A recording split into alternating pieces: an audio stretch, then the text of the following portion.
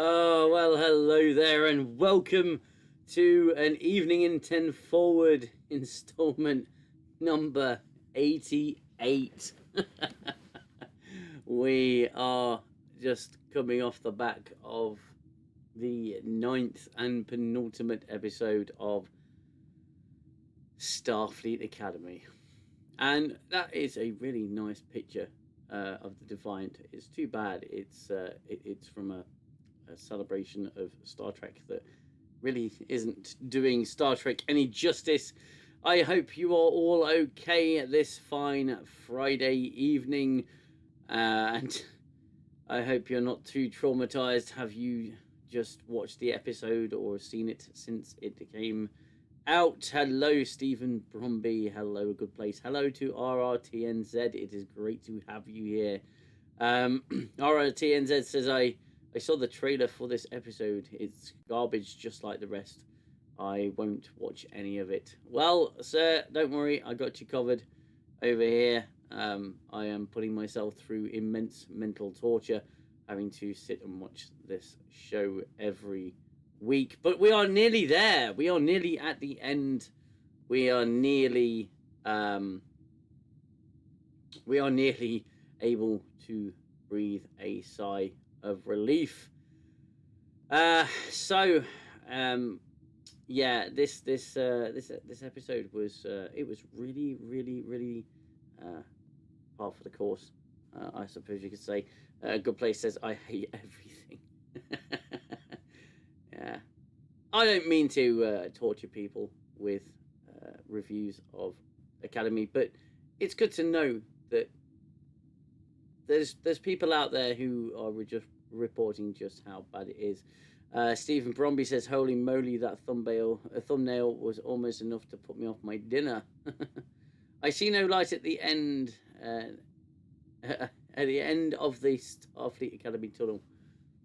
Well, it all depends if it goes on another season, doesn't it? Yes, the second season has been filmed, but they have memory hold shows before, and this show, no matter how they try and spin it on the old social media, it is not particularly impressing people, fans and non-fans alike. There are those out there that will shill for it, but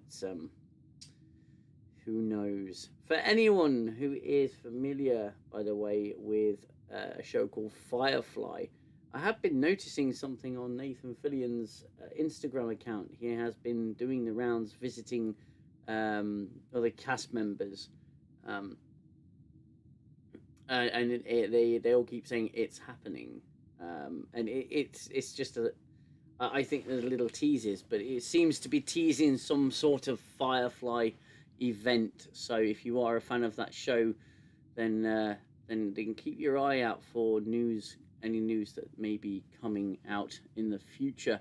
It's actually good show, Firefly, cancelled well before its time, and yeah, it had some fantastic writing on it, great performances by all the cast. It was a very rich and vibrant universe in some respects, and it had a lot of effort was put into that. RRTNZ with I believe 10 New Zealand dollars. All the people crying with joy on social media about how great exploring Sam's feelings is and how great her performance is are the indication of how sharply IQs have dropped recently. I'm finding it hard to disagree with you there, RNTNZ. Thank you very much for that super chat, by the way.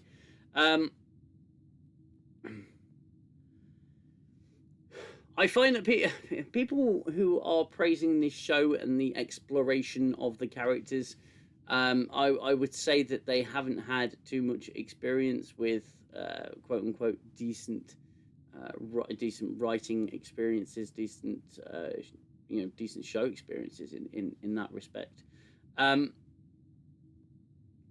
It seems to me, some of the comments that I've received on past videos have claimed and stated just how boring and dull original Star Trek was, and I find that if you were to find the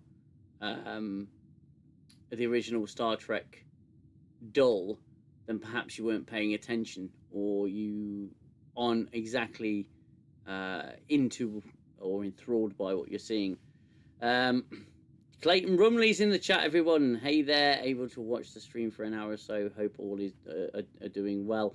Clayton, my friend, you and I have got to have a serious catch up. It has been way too long. MT. Oh, I can't even say that. I can't even say that YouTube handle. MTNIMT says Firefly sucked ass. Well, I mean, each into their own, my friend. If you didn't enjoy Firefly, then that's cool. A new Firefly without Whedon. Yeah, I remember how great Star Wars was once George Lucas was no longer involved. Oh wait a moment, never mind. Yeah, you're quite right, and it's something that has gotten me a little bit concerned because. The same goes for things like Buffy the Vampire Slayer. We know that there's a reboot or a sequel coming, and Sarah Michelle Gellar's involved, but she's pretty much the only one involved. I don't think they've gotten any of the original writers back, any of the original creative team, which means the essence of the show is going to be somewhat absent, in my opinion. And Firefly would suffer exactly the same thing. I'm a strong proponent for keeping Firefly to its originally aired 13 episodes and the Serenity movie. I don't want to see any more. I believe that universe to be perfect just the way it is. I don't want it to be marred by any new release. Certainly under the current social culture of Hollywood, it wouldn't be. I don't think it would be the best thing for that little franchise. To be fair, TNG got better after Roddenberry passed, and he probably wouldn't have allowed DS9. The trick is to choose the right people to continue your dream. Yeah, and it's people that aren't going to bow down or adjust their thinking over studio pressure. I think. If Russell T Davies is anything to go by, you can soil your own broth in that respect. So I would definitely agree that you have to stay within the original vision of a series, and you could, as long as you are adapting it respectfully, then you can work wonders. Starfleet Academy certainly hasn't done that. What it's done is turn Star Trek into a show that it's not. Star Trek, the franchise, and I think you, like Deep Space Nine, you can make a show that is set in the Star Trek universe that is done slightly differently, that has a different tone to it, but still ultimately plays out like a Star Trek show, handles the same issues with finesse and care. But if you veer away from that, if you say, right, we're going to create Star Trek for teenagers, then that's where the show loses its identity and the franchise starts to dilute and move away from its original intended, the spirit of what it was originally intended to be. So yeah, I agree. TNG definitely evolved once Roddenberry had passed, and Star Trek entered what was known as its golden age under Rick Berman, and it was. I think it was a lot better. It matured and it moved along with the times well. I suppose you could say in some ways that I don't really want Star Trek to move along with the times because, well, I think as someone, I think RRTN said earlier, the IQs in the room have dropped somewhat in modern times. Everyone's about clickbait culture and instant gratification. There's no commitment to a story anymore, and part of that is attention span, but I believe also that the other half of it is that people have been quote unquote burned far too often, it's not really very good. If you are new here and you like what I do here, then please hit the subscribe button and don't forget to give the stream a like. That would really help the stream to get out there far and wide. I genuinely think the interest in this show, both positive and negative, is dwindling somewhat. I've certainly noticed the numbers of people talking about Academy dropping because people have just entered or are still in a state of complete apathy when it comes to new Star Trek, or new Trek as it's otherwise known. Firefly was Whedon's passion project. His outlook and views permeated every aspect of it. You're telling me today's writers can duplicate its unique charm? I'm not telling you that, and nor would I ever tell you that. I don't genuinely, honestly, do not believe that for a second. There's no way that they're going to be able to reach those levels. Gooner, hello and welcome to the stream.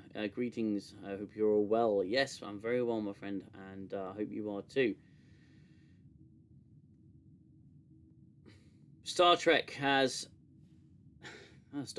been off our screens now since 2005, and Star Trek has not returned. This facsimile, in fact, has taken its place, and it is not up to the same standard or quality.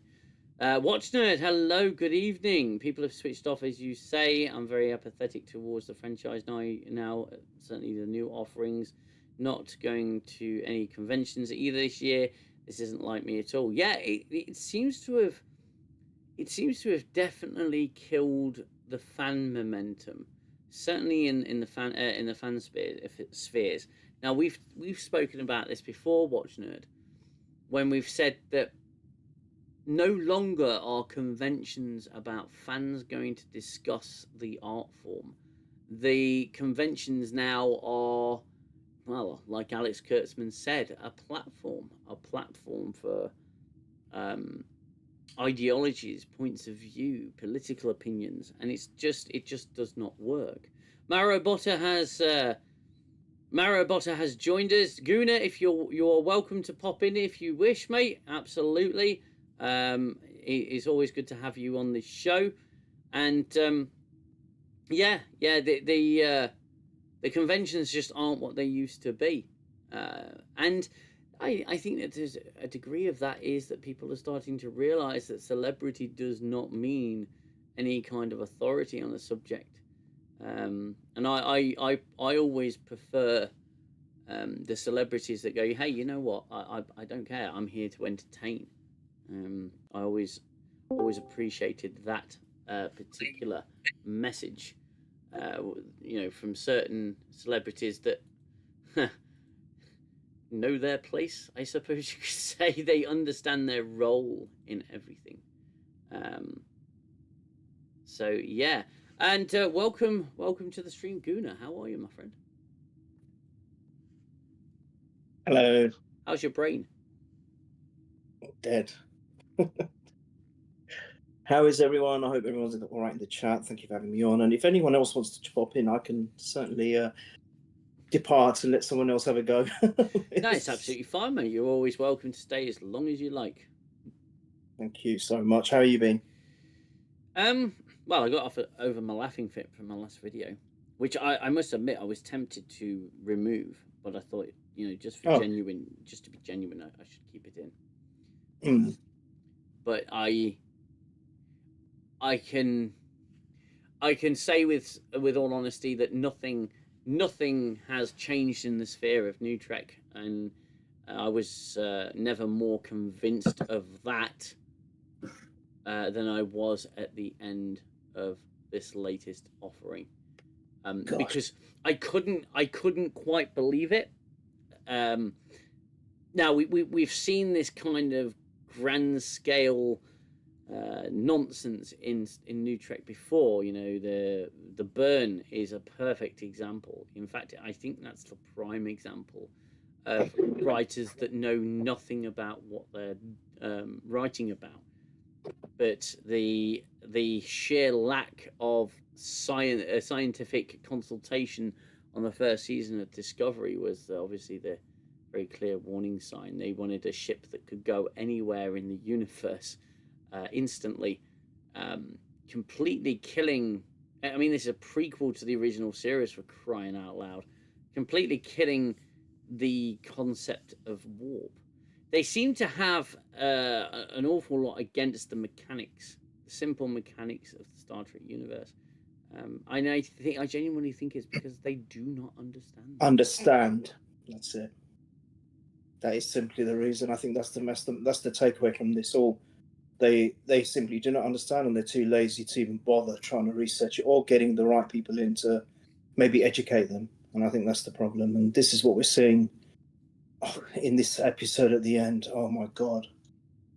My goodness me. I mean, obviously you'll cover it when we talk about it, but that just blew my mind. I mean, literally blew my mind. I'm like, you have put together something that is so abysmal, and you keep bettering yourselves how bad it's getting. I mean, to be fair, again, give it credit, I didn't switch this one off like I normally do. I have to watch it in 4, 5, 6, 7 starts. Remember when I told you it took me literally all day because I just could not hack it. But this one I didn't switch off, which was maybe a positive from their point of view in producing something that was a little tiny bit more, I wouldn't say captivating, but kept the TV on basically. But still, it was just full of rubbish constantly. It's just constant, never stops. And that thing at the end, I mean, it's just, apparently it was almost like a petty criminal from the first episode, just someone who was a bit of an annoyance. And all of a sudden, he's probably more powerful than the Borg, Dominion, and even Q combined. Maybe those silver rings and things he's got on his fingers are like the Infinity Stones. Suddenly they've come to life, and he's given the power of Thanos. I mean, it's just nonsensical, isn't it, DM? It really is. I mean, I was watching. Is it Admiral Teague's? He does a show. You're one of the. You're there. You're on his description, on his link, your channel, and they were talking about it. And one of the guys there, I think he's probably very scientifically minded, and he was saying, just to construct something like that around our own sun, that's one star, not even the planets, not the solar system in its entirety, but just one star, would involve quintessential, I don't know, a bigger word than trillion of these so-called minds to be able to, the dimensions is just so infinitesimal that it would take an extraordinary amount of effort, which probably no one could ever achieve anyway, unless you're God. Just could not be done. And this person is absolutely, in a matter of weeks, where it took to define how many months to mine around just the wormhole. Apparently it's taken him weeks. Is it weeks, days maybe, to hold the Federation space? I'll even credit him 6 months. Yeah, okay, all right, even credit him 6 months. Him 6 months. But correct me if I'm wrong, but isn't Federation space both the alpha and a bit of the beta quadrant as well. I don't know. I completely, but it's a lot of space, right? Mm-hmm. It's a lot of space. It's not one star. It's not one solar system. It is a huge, because think about all the aliens we've encountered that have joined the Federation. So it's quite a vast, it's Vulcan, it's everywhere. And yeah, it takes him a little while just to gather all these amazing, and no problem about any of them going wrong or any of them malfunctioning. They all worked perfectly as well, first attempts. Every review I've looked at, bar obviously Facebook, which obviously is saying it's the most amazing show ever created. Some of the comments on there have got to be seen to be believed. But literally every reviewer on YouTube have ridiculed this one concept, saying they have no respect for science whatsoever. None. They don't care. They just do not care. And yeah, that's a cliffhanger in a half, isn't it?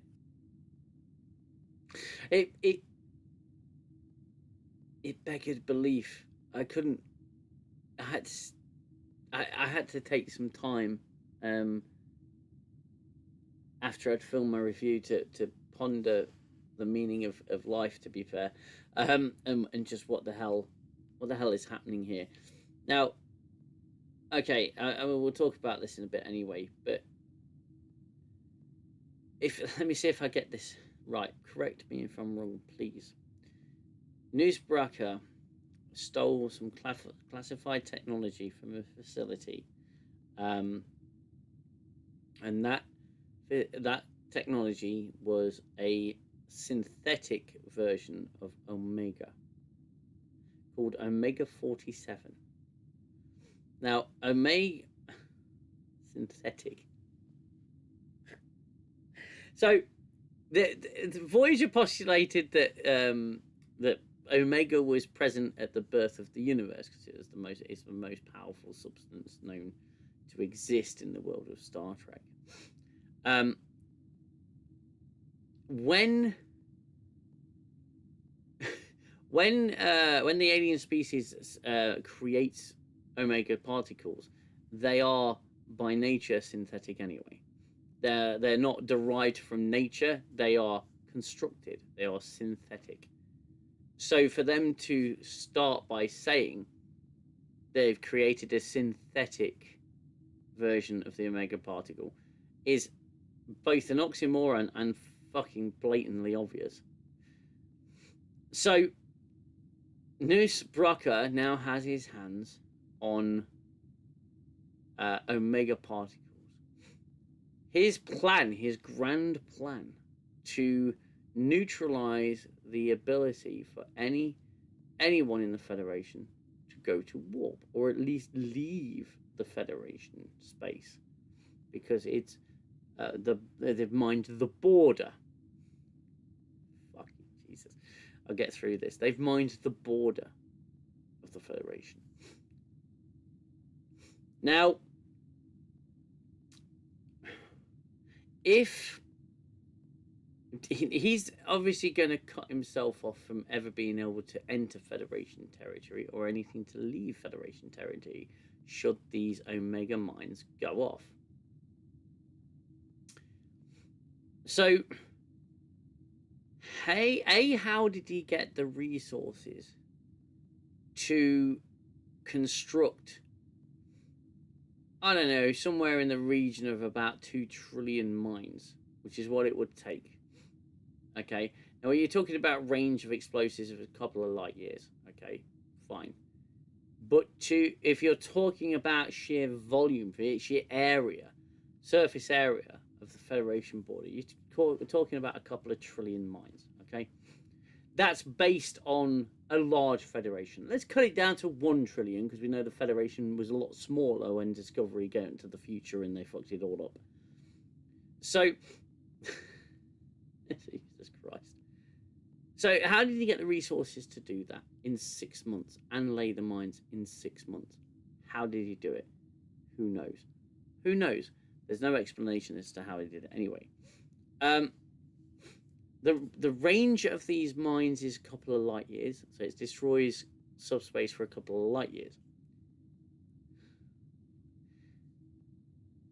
each mine, that would mean each mine has to be a couple of light years distant. That's not how it was shown. It was shown as a giant red sphere with this red net connecting each mine like a sensor grid. A bit like the Tholian web, almost. Almost like the Tholian web, yeah. But why? And they scaled it back to show that the entire Federation had been engulfed in this minefield. But it's almost as if what's the containment field? What's that all about? If you got mines, surely you wouldn't even make them visible. I mean, that's all predicated on the fact that that's all sort of dependent on the fact of these mines being workable at all. And look, people have mixed feelings about Omega in terms of in the Star Trek universe. I personally thought it was an interesting concept, a particle so powerful that it could destroy your ability to go to warp. And therein was a real threat to Voyager. They wouldn't be able to go to warp. It'll take them 100 years to get to somewhere where they could go to warp. You know, there were real stakes in that episode, to a degree, whether you agree with Janeway or not. But using this as the grand finale of a season of television about kids in an academy, I think is ridiculous. The idea of the mines is ridiculous. The idea that these mines were in any way feasible or plausible is ridiculous. Just to go through some of the chat here. Having a series of objects named Omega is a non sequitur. That's a good one. It'd be a brilliant move if the mines were self-replicating like ROMs, and could be used to cut off individual systems and allow the ROL to annex them while the feds sit on their hands. Again, way too intelligent an idea there, Clayton. Maro Botta, UKDM, of course, he used the Force to do it. Angels Pierre, also a small question. If he doesn't like the Federation, why doesn't he fly further away? It's freaking space. Yeah, and he's cutting off his own supply line to anything inside the Federation. The Federation is massive, even in this twisted future that they've created. The Federation is a massive, massive, massive region of space. I mean, it must have, from point A to point B, I think it's got to be at least 20,000 light years or something daft like that. It's huge. It spans across 2 quadrants of space.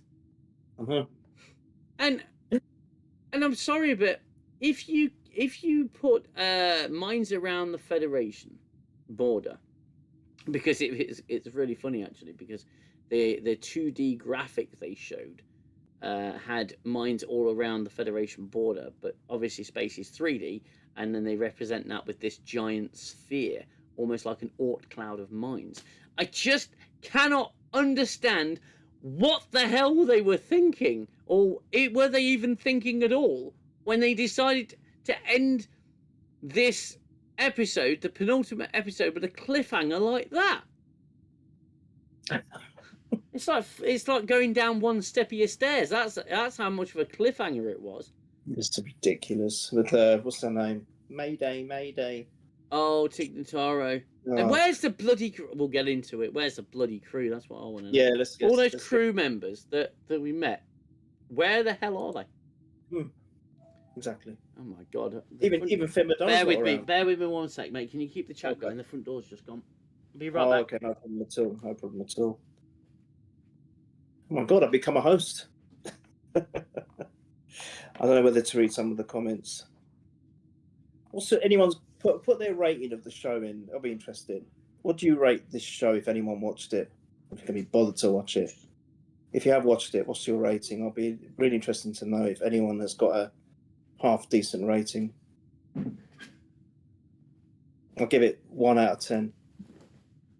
Just ask the chat if would rate the show if they've watched it. 1 out of 10. I apologise for that. The joys of modern life. Amazon. God. Oh yeah, of course. Of course, everyone's upstairs, so I have to deal with it. I beg you. That's Amazon ringing the bell during watching that show is probably more entertaining than watching that show. I'll tell you. Yeah, that'll be a nice brief reprieve from it, wouldn't it? So 10 out of 10 turds. I take it people were asking for ratings. Yeah, I did. Yeah, I just said, what do they rate it? I love it. They're great results. I love it. Perfect. Mining the entry to the wormhole, which had an event horizon, was goofy, but not entirely impossible. But mining open space, which extends an infinite distance in every direction, would take forever. Yeah. Exactly. Dumbest MacGuffin ever. Yeah, you're not wrong, Maro. But can I just add to this as well, though? Yeah, go for it. They don't even consider the hazard factor. I mean, these are really dangerous pieces of equipment, and I'm sure when DS9 did it, when they were mining do you know what? I didn't watch it that long ago, that episode. But I'm sure it wasn't smooth sailing. They encountered a few problems here and there. And that's all we want. We want to have some realism in this. That's all we're asking. Even if the show is crap, at least have some realism somewhere. But it's almost as if every single thing they do is just riddled with nonsense. Yeah. Everything. Like you said on your review, probably the only small part of a good thing, and I reckon that's the whole series, is when he reunites with his mum, and that's it. Just that one moment for about 30 seconds. Yeah. About 30, 40, 50 seconds, however long it was probably the only thing which was like, that's quite nice. It's quite nice. I mean, you felt something there, but that's it, and that's for the whole series, DM. The whole series so far. That's it. And Twinson's put it exactly right, and I've said it before. It's literally just wizardry and magic.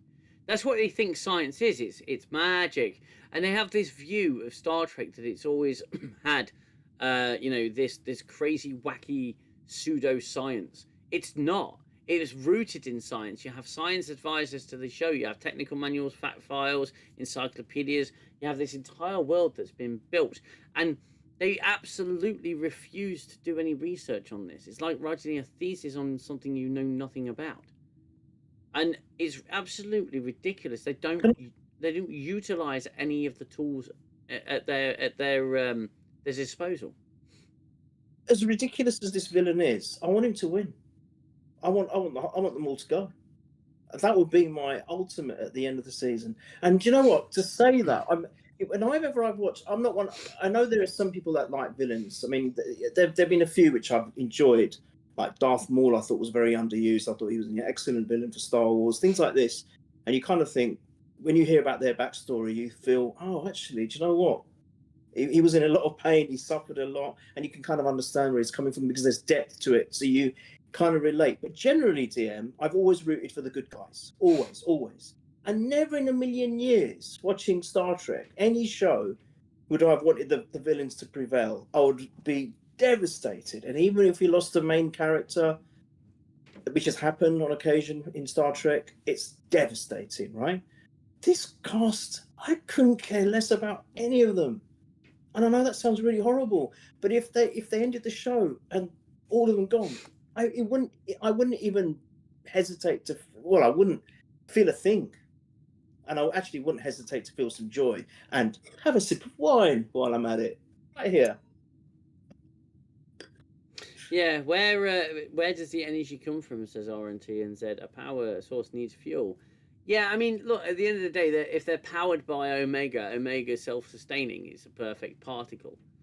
But it's the fact of the matter is, each mine has a single Omega particle in it as its source of power, and B, its destination matrix. Yeah.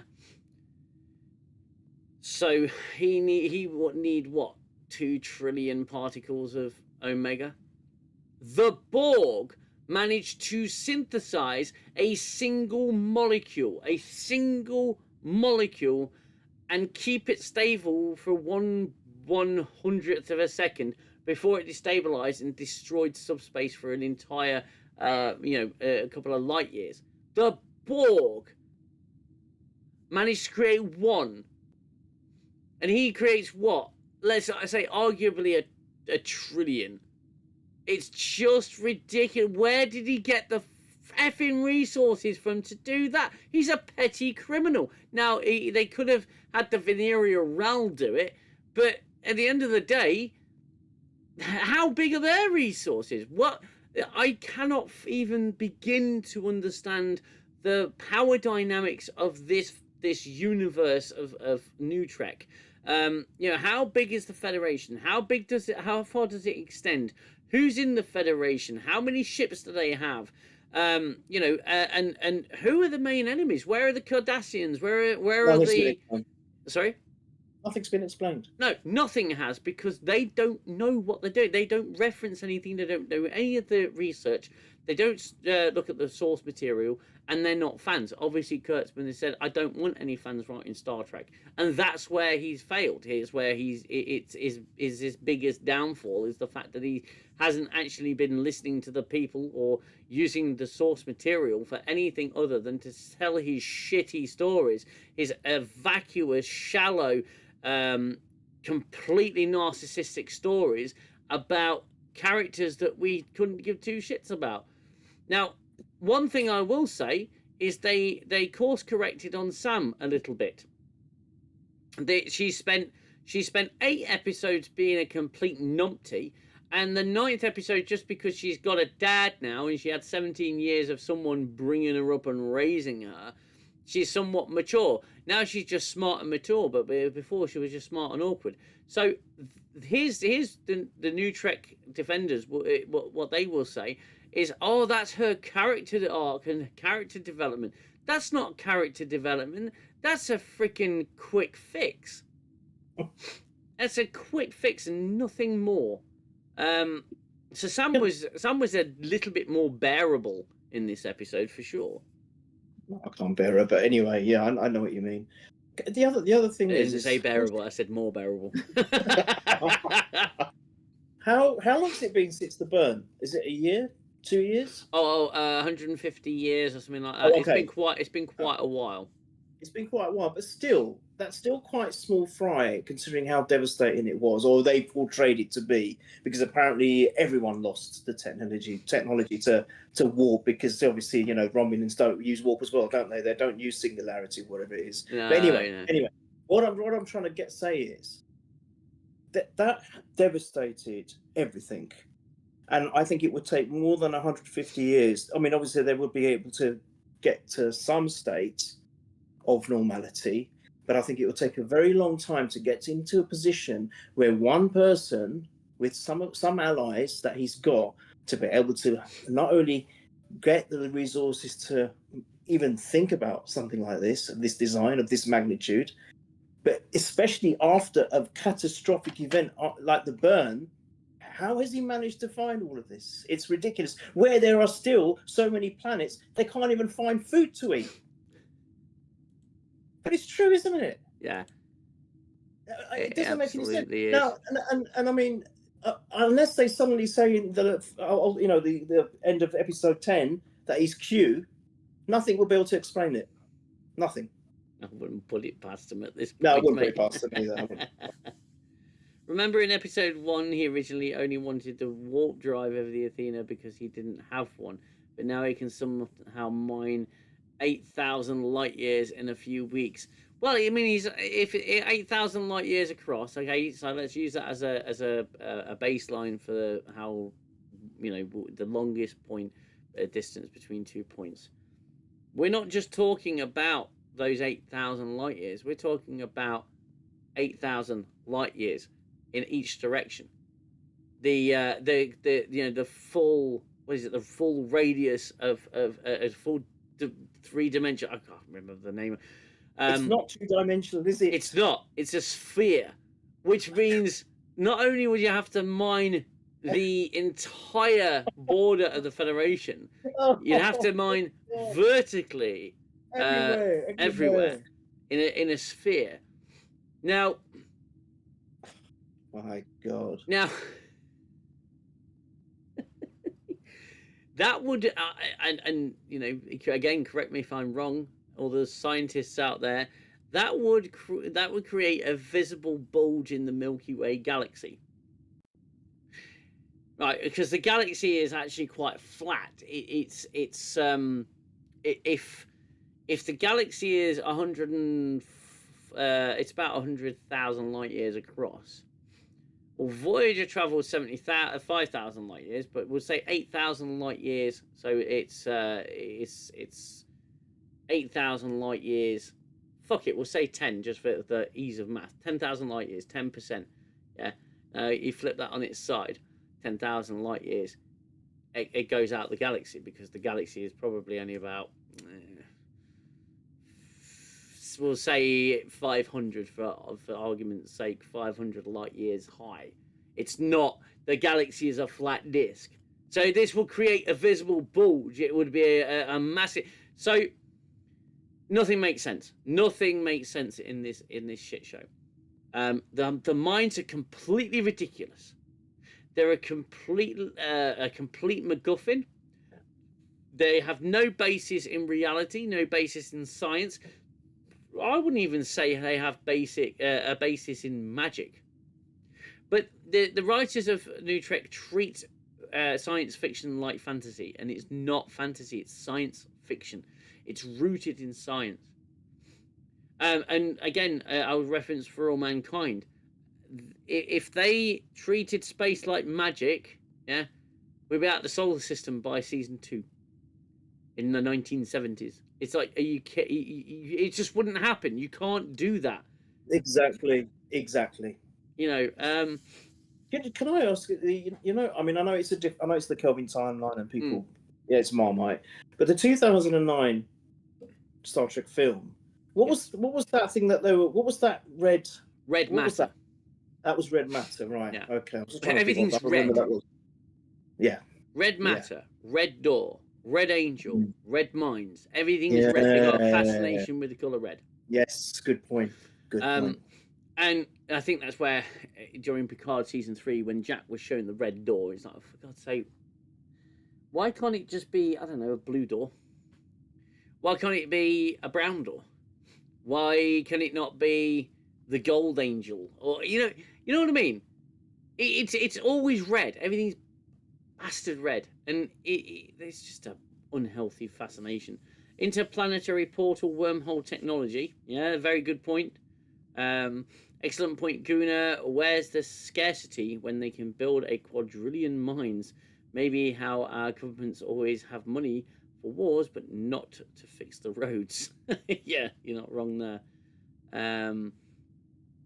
UKDM, make sure you say bulge in the galaxy that Jaden is not around. Just saying. Excuse me. I wouldn't be surprised to learn if these writers are flat universes. Well, isn't there a theory that the universe is actually flat? There is actually a scientific theory that says the universe is flat. I'm not exactly sure how that works because I'm not smart enough. That goes over my head. I'm nowhere near smart enough. And I don't want to try to understand it. Twinsin says, okay, I just asked ChatGPT. 8,000 light years by volume is 2.14 trillion light years. Jesus. But you see, how long did it take to look that up? And they can't even bother to do any research whatsoever. So, 2.14 trillion light years. Total volume. That's what I was looking for earlier. Volume of the Federation, yeah. So, if I'm not actually too far off with my trillion minds, because you know it destroys subspace up to 2 light years. Yes, right. So something along those lines. It's 5 seconds it took him. See what I'm saying? It's Yeah, they don't think. They're not thinking when they're writing this stuff. They just go, "We need." I'll tell you what. Search the Star Trek wiki. We need something that's powerful enough to destroy the galaxy. What you got? Oh, there's this Voyager episode I'm reading here. ChatGPT just told me there's a Voyager episode with this particle called Omega. And I'm sorry, but why aren't they calling on the Doctor's expertise on this? Wasn't he on the ship where they discovered? It's too busy mentoring. He's being a parent now, DM. Come on, give him a break. He's busy being a parent. Red matter was a J.J. Abrams thing. He puts that in everything. Remember, it was in Alias. Yeah, and yeah, that's true. But it's definitely been adopted by Secret Hideout. It's just read everything. Mm. It's just, oh god, it's ridiculous. Yeah, it's true. It's absolutely ridiculous. 8,000 light years. I can't believe that. Normal sci-fi writer. Let's look up how this works. Academy writers. Physics are optional. At this point, AI should write this show. It can't be worse. Yeah. Gosh. Yeah. The physics are optional. I might make that the title of my next video. Physics are optional. Yeah. And it's not wrong. It's not wrong. I can't fathom how they managed to do this. I don't know how it gets through. I just don't even know how it gets through all of this nonsense. How? 10 million per episode. Yeah. 10 million. How can you not? How is there no quality control? I mean, it's beggars belief. Look, it's a service, isn't it? Yeah. Media, the service they're providing the customer is via visuals and sound, audio, whatever you want to call it. But it's no different to a bottle of wine. Yeah. Right? Bottle of wine, quality control. Make sure that when it gets to the consumer, it's of a good quality, or at least of the quality that is that they put the value on to match the value, right? Yeah. This is 10 million per episode. There's got to be a quality control check somewhere where people will say, this is nonsense. Well, actually, to be honest, if that was the case, none of the show would have been able to screen anyway, because it's nonsense from start to finish. With, as we've said, maybe one scene, which was okay. Oh, God, here we go. Sorry to interrupt. Okay, I just asked ChatGPT to tell me how many minds it would take to fill the 2.14 trillion light-year volume if they had a sphere of 2 light years, and it says 85 billion minds.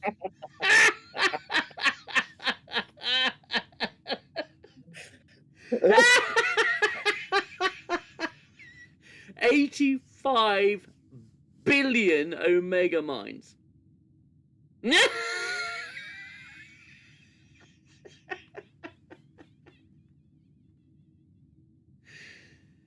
Oh my god. Took me longer to text on the this on my phone to get that answer. How many Defiants would it need to deploy those? Oh, please, Twinsen, get on it now. Get us an answer to that. How many Defiants would it take to mine? And you could ask how long it would take at I don't know, 9 times the speed of light or whatever. I really want to swear, but I won't. Oh my goodness. Well, you asked it to fill the sphere, not the surrounding the radius. That's very true. Clayton's on the case. Clayton's our quality control manager. Quality control. Yeah. Let's make sure we get this right. Still going to be high. Come on. Of course it is. Absolutely. Look, whatever it is, it's still nonsensical. Of course it is. Of course it is nonsensical. They're not thinking. And like Tawny Newsom was on the red carpet. Oh. Yeah, she was on the red carpet basically saying, I am ready for the fans to pick this apart. It's like, I don't think you are ready. She triggers me. That woman triggers me big time. What an idiot she is. Oh, I'm ready for the fans to pick it apart. A fan. calls himself a fan. Do you know I was watching? Oh, I wish I remember his name. I'll find it and I'll link it in Discord. But he made a really excellent point, because apparently the actress who plays Tilly has now come out and voiced some shit as well about how, oh, if we can't accept this, then all this rubbish, and we're not true fans. And this reviewer was saying this is so disrespectful, because if these people even bothered to look at the history of the evolution of the show itself, not the contents of the show, not the people behind it, but what happened. The show was initially cancelled, and it was the fans, these diehard fans that now everyone is having a go at, that brought it back. So if it wasn't for these fans that you're having a go at now, you wouldn't even have a job. Because Star Trek wouldn't exist. It's like disrespecting your elders, isn't it, basically? Oh, big time. Yeah. But it's disrespecting the people that actually put food on your plates, because if you didn't have the job, you wouldn't have the money to have your fancy houses and whatever else. Yeah, absolutely. Because I don't know that actress from anywhere else, and I don't want to anyway. Most of these people, a lot of them, it's their first big jobs, their first breaks. And if it wasn't for these fans that they're actually destroying and saying, well, don't watch it and you're not really true fans then, well, there would be no Star Trek without them. There would be no Star Trek without these fans. So shut up. This is how you can tell Clayton Rumley is a writer. Do you think they'll bring Discovery back in episode 10, captained by Tilly and or Burnham, to save the day, since they can go around the mines?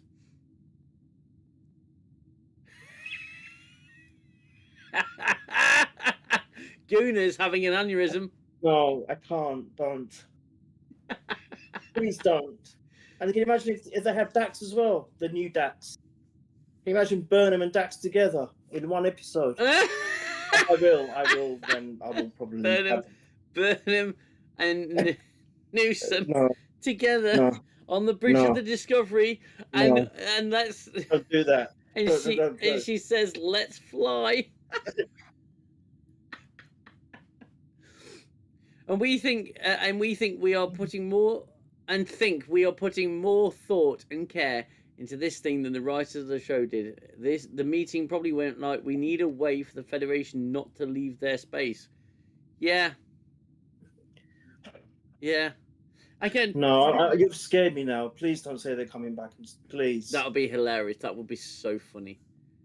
Burnham to the rescue. Space Jesus to the rescue. No. Anti-derivative Jill and their viewers just joined. Welcome, everybody. Thank you so much for joining us, and thank you, Jill, for sending our audience over. I wish I could return the favor, but my stream's always after yours. So thank you so much for that. And Captain Feet Lady is gonna have a hero moment, barking Ron orders again. What, like I can't speak through my dentures. The radius is only the distance between the center and the edge. You mean the surface area of a spherical space? I'll be honest with you. It has been a long time since I went to schools. Me too. It's longer for me. And I may have engineering qualities in my day-to-day life and my working life, but I am not by any means using them on a daily basis. So I do apologize. But it's all up here. It just doesn't come out here very well. So thank you for that. They mentioned Discovery in episode 1, so I think they'll be chomping at the bit to bring it back, you know. Oh, no. The fans. No. They're going to come back, aren't they? I've just got this dreaded feeling.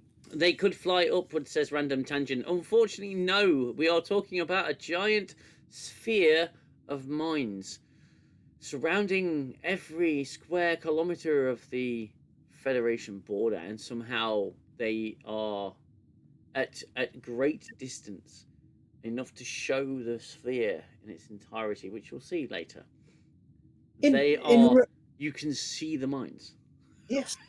In Relics, they so explained how what an incredible feat of design, let alone the actual structure itself, to imagine a Dyson sphere. They looked at it, at least they mentioned it.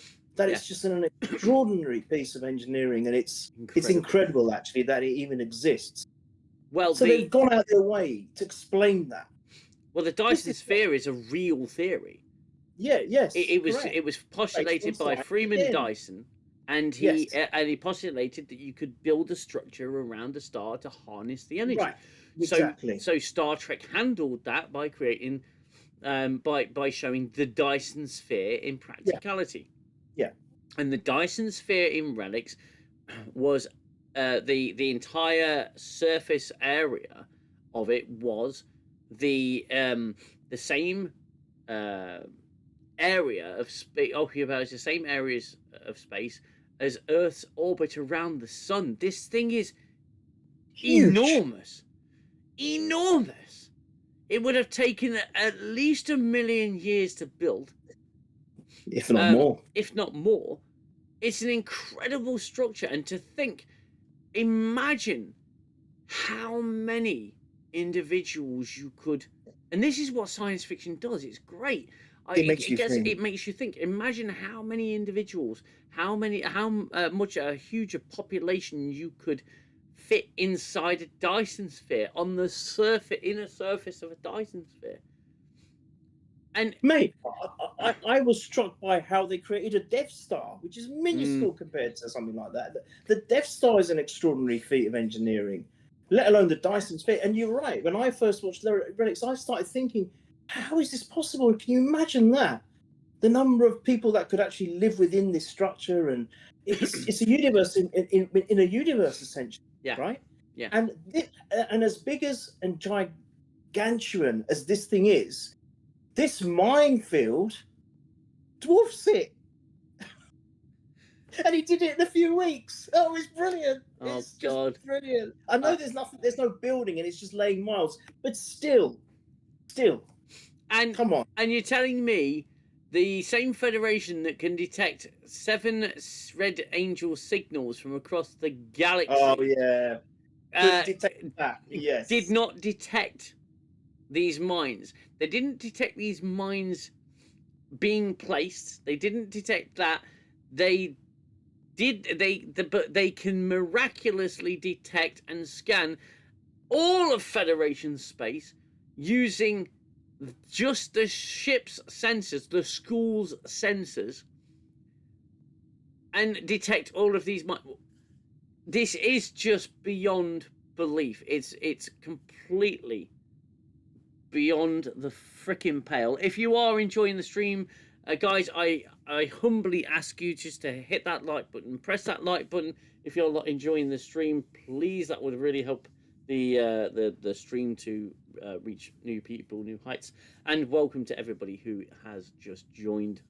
We have still not started the slideshow yet, because this, I think, to be fair, the rest of the episode is just complete nonsense anyway. It's the usual stuff. But this point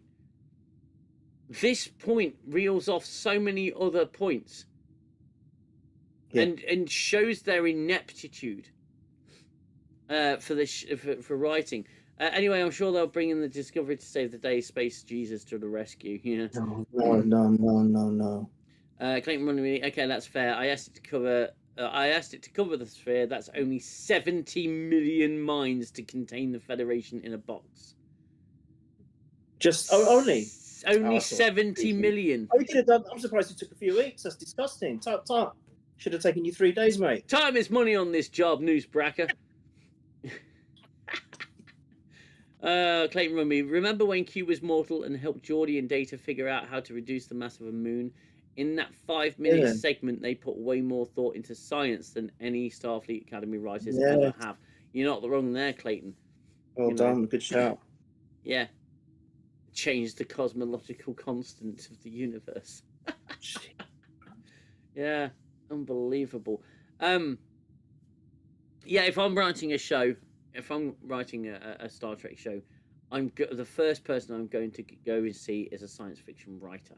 And if I'm writing a Star Trek show, the second person I'm going to go and see is Andre Bormanis. Because he's a scientist. I did this episode. I didn't really care about anything that was going on with Caleb, his mom, Sam, Genesis, Glitterpuka, the Klingon, the Beta Z girl. I genuinely don't give a shit about any of the characters. I There you don't go. care.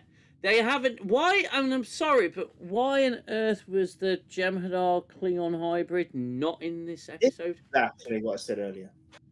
Why? Where's the fucking crew? Where are they? She's number one. Where is she? She's the first fucking officer. Exactly. Where the fucking hell is she? And I'll tell you where she is. Scheduling conflicts. That's where she is. That's why she's not stand there. up. She's doing a stand up. Yeah. That's exactly what she's doing. Yeah, what's the point in saying I'm in Starfleet Academy as one of the main characters if you I mean, she's been what, 4 episodes so far? Even Tig Notara's had more time than her now. Oh god, simple. You just change the gravitational constant of the universe. Yeah. Caleb's mum is more adept than Indiana Jones, real man of the show. Yeah, you're not wrong there, Maro. They spent all the money on that trading post, couldn't afford to pay speaking actors. Yeah, they dropped the entire crew off with the cadets. Like, why? Yeah, exactly. The ship's not going to run with 3 people. It's not, though, is it? You know, DS9. I actually thought I misread or misunderstood that, but it actually was only them 3. It was literally them 3. And I'm sorry, that's another thing. These two, the great fierce warrior and Batzoid, they stay behind. But for what? There is no. They just go to my room. You're confined to my room. That's it. So what was the point? If they'd made something of that they're there and they're going to maybe try and mount a rescue or try and get involved, fair enough. It'd still be stupid, but fair enough, right? But no. Oh, bad girl, bad Klingon, slap you with your human teeth, even though you're Klingon. Off to my quarters. And don't break anything. Oh, so stupid. And also, how is this 32nd century ship not detecting a bloody shuttlecraft, leaving it? Do you remember every OG's Trek? As soon as a star tries to steer the shuttle, straight away on the bridge, there's an unauthorized launch? Yeah. And then hail them. Who is it? Yeah. Straight away. But this is the 32nd century. Who cares about security?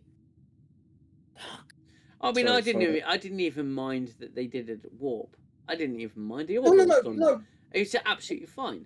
But that's not where I have the again. It's just it's inept writing. How the hell did they get off the shuttle off the ship undetected? Maybe it's because there's only 3 fucking members of the fucking crew. I don't understand. I don't get it. But this computer is even the computer could just say, "Oh, there's an unauthorized shuttle launch." Yeah. The computer can say it. It's supposed to be some amazing computer. Can you imagine? Look! I was saying this in an earlier pod a few weeks ago. Look at the technology. We're seeing it change every day. Now, where we are. Can you imagine 1,000+ years from now? The computers they'll probably be in our heads, right? So straight away, if there's a change, we'll know about it instantly. And this thing can't say, "Oh, hang on a minute, part of me's been taken away from me." It should be surely they should have given the ship feelings as well, because they love feelings. So the ship could have said, "Oh, one of my babies is leaving me. Red alert, one of my children is leaving. Captain, I'm feeling a great emptiness. Like a part of me is missing." Yeah, because didn't the Discovery computer by the end have feelings? It had its own thoughts. Yeah. Exactly. Yeah. It was self-preserving, wasn't it? It was trying to save. Unbelievable. Oh yeah, I remember. I could not believe that direction. What was happening there? What? Oh, forgive up. Yeah. Why are we doing this to ourselves? Why? Someone's got to plant a flag in this. Someone has to. Yeah, it's like they've become dumbed down with their observation skills.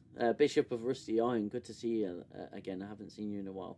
In fact, it should be able to predict user Joe is likely to steal the shuttle within the next 2 hours. Yeah. Yes, episode was all about convenience. It was. It's the whole show's convenience. The whole series is. It's literally it's a show of stuff happening. Stuff happens, and that's all it is. They got off the ship undetected because Sam used her dad's access codes, but they still should have noticed the shuttle leaving. Oh yeah, it was explained because Sam's like this brilliant hacker hologram, and Caleb's like this brilliant programmable matter hacker idiot, and Genesis is just like, I want to be captain. But either way, I'm sorry, the technology would be far more sophisticated than that. And you can't just write it out and explain, oh, I got my dad's access codes. I'm sorry. Even if they hacked it, under normal circumstances, there still should be an alert to say, hang on a minute, there's a physical part of the ship leaving. I know it's not attached, but it's leaving. I know they don't attach themselves anymore, but there is a part of that ship leaving. So no matter what, no matter how many hacks, that's a physical thing you can see with your own eyes, right? But more than that, they were doing it at warp, so there's even more of a reason to alert people that actually, hang on a minute, is this a malfunction, but a shuttlecraft's leaving when we're at warp? That's the point. It doesn't matter how much they've hacked. And it's and going back to Sam, the hollow bot, Sam, whatever that thing is. So she can suddenly now do all these amazing computations at lightning speed and very complex stuff that, otherwise they would be turned into goo, as she described it. But she can't say one line of Klingon. It's interesting, isn't it? Yeah. She's a sophisticated computer. But she was able to read ancient Bajoran. Yeah, exactly. Yeah. No consistency between episodes. And there's not likely to be, really, is there? It's not likely to be because there's different writers for different episodes who don't talk to one another. So, yeah. Okay, so this pile of shit is called the 300th Night. Starfleet Academy has been... everyone's finished the academy. It's school's out for summer. They're all going... they're all really happy now, and I made this point in my review. They're all feeling really joyous and full of love and all happy, shiny, happy people because Tilly made them study a play. So everyone's like feeling loads better. Yay! We're all feeling better now. We're all cured and everything, and they're on the way to Beta Z. They're on the way to Beta Z at maximum warp. City McCitizen there. The denture challenged. She is just lounging in the chair the normal way. Genesis is all happy, everyone's happy, nobody gives a flying fuck. The Klingon is performing a ritual to make his friends his family, and or some bullshit like that. He's wearing a Klingon sash and a Klingon skirt. Fucking hell. Caleb's all like, I miss my mummy, so I can't, I'm not partaking in this. Sam's like, I don't drink, and he says, but you can still say the words. Caleb's all just being stupid and non-Klingon like, and yeah, Caleb is just like he's not having any of it. He says, I ain't drinking that. I'm sorry, I've got to opt out because I'm having fifis for my missing mummy, which we really haven't done anything with since episode 1. And it's interesting, isn't it? There's really no lead up to him finding out where his mother is. It's literally just this episode, and it's it's about 5 minutes in, and he figures it out. Well, Sam figures it out for him because he's saying, look, I've been sending my mum all these messages and I haven't had anything back. She's not sending me postcards. And I've forgotten. Yeah, they had this little thing because they're still not over what's happened. It's so complicated. They don't know anything. They've got feelings for each other, do they though? And I'm just, all the teen drama crap that nobody really gives a flying fuck about, and pales in comparison to absolutely anything else. Can I interject very quickly? Yeah. One thing. He's supposed to be an expert hacker, Yep. incredibly gifted, but he can't figure out the password to speak to his mum or get her messages. That's interesting, isn't it? Again, another convenience so that Sam can save the day. Yeah. Ridiculous. Yep, and Vance and some the War College guy and Dentures are all having a conversation with each other about Newsbracker, and this is what he stole from the research lab a few episodes ago. This is what he stole, and it's the Omega particle. Oh no, it's so terrible with Omega. He could destroy everything because he's a petty thief who wanted a warp core, and now he is, a space Hitler, and wanting to mine the Federation and destroy the Federation because they put him in prison because he's a criminal. Oh, fuck this show. Oded Fair, his beard is getting a little bit longer there. He's doing a good. Hey, Gooner, there, growing your beard in solidarity. I like that. So showing being an ally to. I knew this episode was coming, and that's why I did it. So yeah, they're all like, "Oh, shock, horror! Newsbracker's got one over on us again because we're written by idiots, and that meaning we are idiots ourselves." With the Omega particle, he could destroy everything, and it'd be so terrible. They're always either beaming in or projecting themselves in, and it looks like they all beam in, but two of them are holograms, and again, they just can't seem to figure out what the hell's going on. So yeah, Caleb's resting. Sam pops in like a cue, scares the crap out of him, and says, "I can help you find your mum and help you decode it, because if you think back to in your memories and fifis about where about where you and your mum, what was special to you and your mum, you might have the decryption code and the frequency that she's calling you on." And he goes, "Oh, that's right. I remember the name of a moon that was very special to us. I wonder why I haven't tried that for 9 episodes and try to look. Oh, that moon there. Look, there's the moon. That moon called Fleblebler. I don't even care. That's the moon that's special to us. We're about to get there. Oh, Ishani. The moon, Ishani."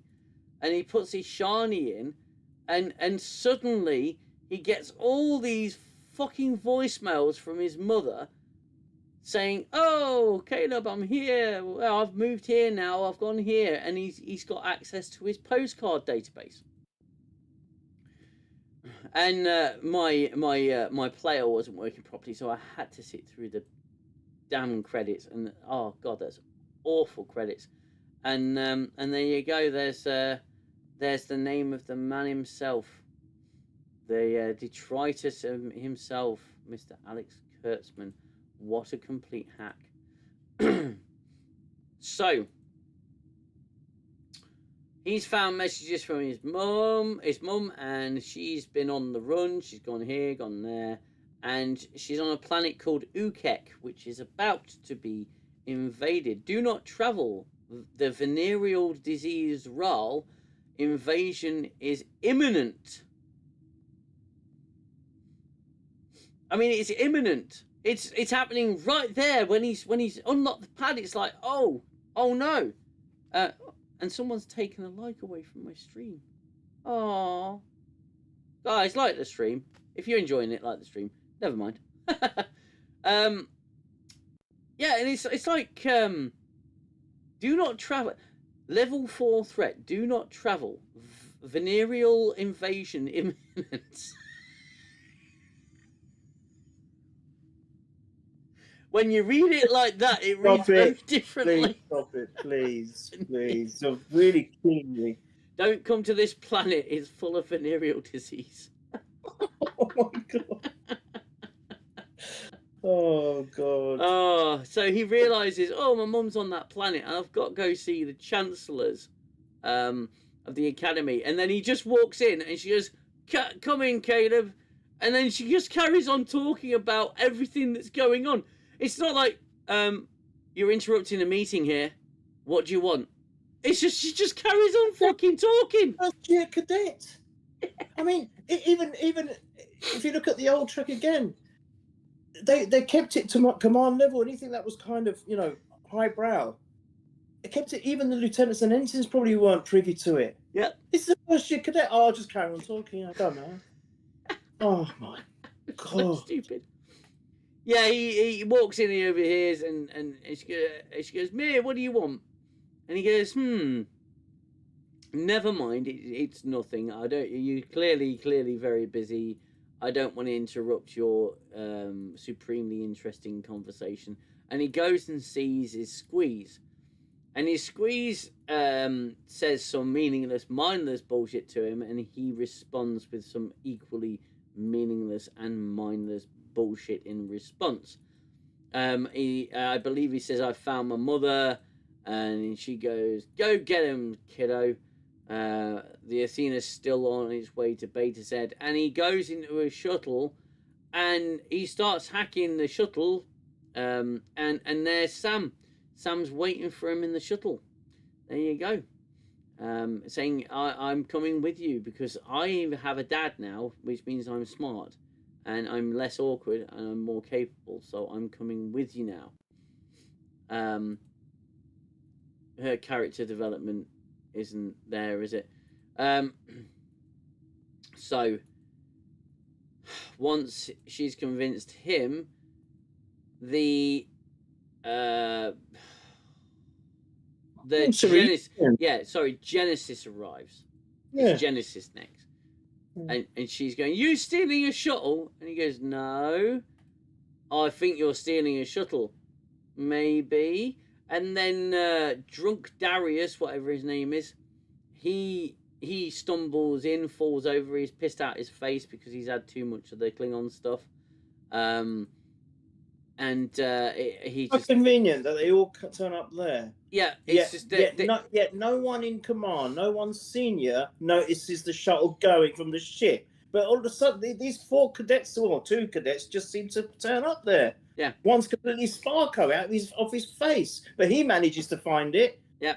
Oh. Everyone just happens to get on the shuttle because they're all nosy and they all want to know what the other person's doing. So they're all on the shuttle now. And Sam's got to calculate how to, jump the shuttle to warp, so they don't get incinerated. And oh God, it's so ridiculous. It's so stupid. Genesis is like, "When I become a captain, I'm going to reprimand you all." It's like, why? What makes you think you're getting to become a captain? You're so stupid, all of you. You're really dumb. And it's like, they've got nothing to learn. They've been at the academy for 1 fucking year. Yeah, and the academy's been open for 1 fucking year. Although, according to Tilly, she's got year 3 students. She's got 3rd year cadets.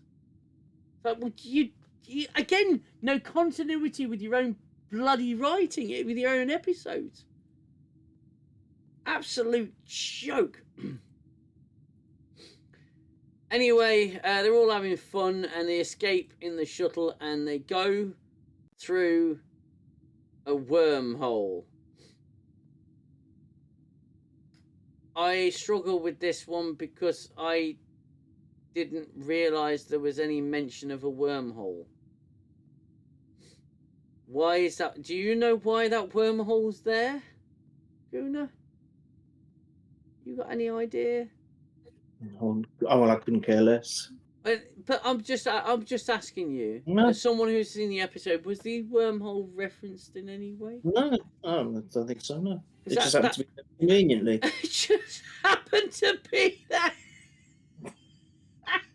Somehow there was a wormhole. It's unbelievable. It's not a wormhole. It's transwarp conduit. Now they learned their lines from our town. The source. Not a wormhole. A transwarp conduit. Oh, Okay, so was there any mention of a transwarp conduit? Because I don't remember a mention of a transwarp conduit. As far as I'm aware, that shuttle goes to warp, not transwarp. It was conveniently located along the route and took them right to right to where they needed to go. yeah, exactly. Probably. And the fact that the USS Mitsubishi, I like that, has been in the graveyard for how many years and no class had gotten higher than a 65. Yeah. So, yeah, they're off on their way to Ukek. The other students disembarking, except for Klingon in the skirt wearing a sash and the Betazoidian bombshell.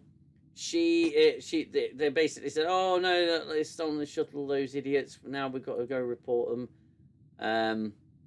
And they're on the shuttle and they're going to crash on the planet, and then they stabilize at the last minute, but they need a part. They're coming out the wormhole, and yeah, they're going to need a part to repair it. Let's see if we can get to Mr. Glitterpukius.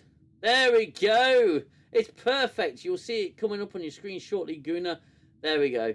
He's I'm just gonna black us out for a little bit. There we go. Are you ready to see a Kionian puke glitter? 3, 2, 1. There we go.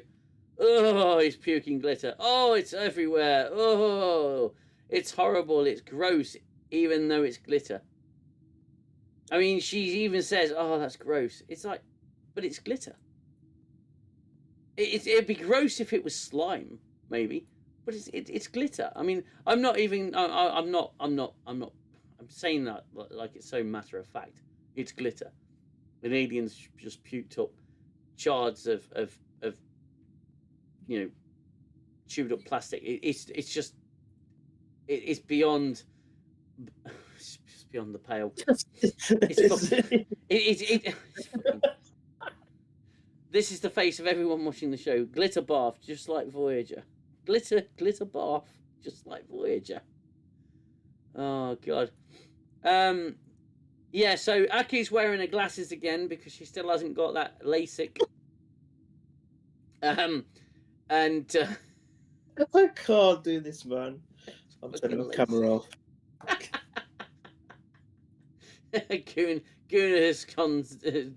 Gooner's gone dark. I just can't, man. It's so pathetic. It really is, isn't it? It's so pathetic, Ian. I don't know how you do a review and then do this. I just don't know how you do it. I have to applaud you, mate. Oh, thank you. Oh my goodness. So I want to try and zoom in a little bit on this. So warp dead zone. So the warp dead zone. Omega 47 mine test. Omega dead zone. So yeah, it's a warp dead zone.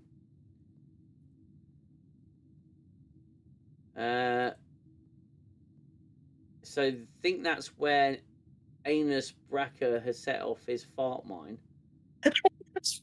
Sorry. That's brilliant. Oh god. In the annals. So the Klingon and Betazoid. I'm not gonna do the Mulvaney thing. It's not fair to the actress, bless her. Yeah, Betazoid and Klingnot. They are they go in looking guilty as hell, like they've done something wrong, but they haven't, and they're clearly just going to tell them, oh, by the way, I think they've stolen the shuttle, and now they've gone to this outer rim planet again with the outer rim with the non-Starfleet worlds. Would it kill them just to show a couple of Federation worlds that aren't just complete shitholes? Everything's got to look like a shithole. Yeah, exactly. You know, about the only planet they haven't shown as a well, 2 planets they haven't shown as a shithole is Earth and Bajor. That's it.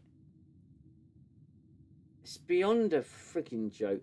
They're all sort of wearing their communicator badges underneath, but they don't use them once to communicate with each other. And they're all in scraggy-looking street urchin clothes, whatever you want to describe them. And this entire planet, this entire city, entire planet, just let that sink in. That it's almost to scale from humans to the planet as it is from mines to a giant sphere of the Federation. Out of everywhere on this entire planet where they happen to land, even if he knew the city, he just happens to physically bump into his mother in the street. You knew that was coming, dear. Oh, of course.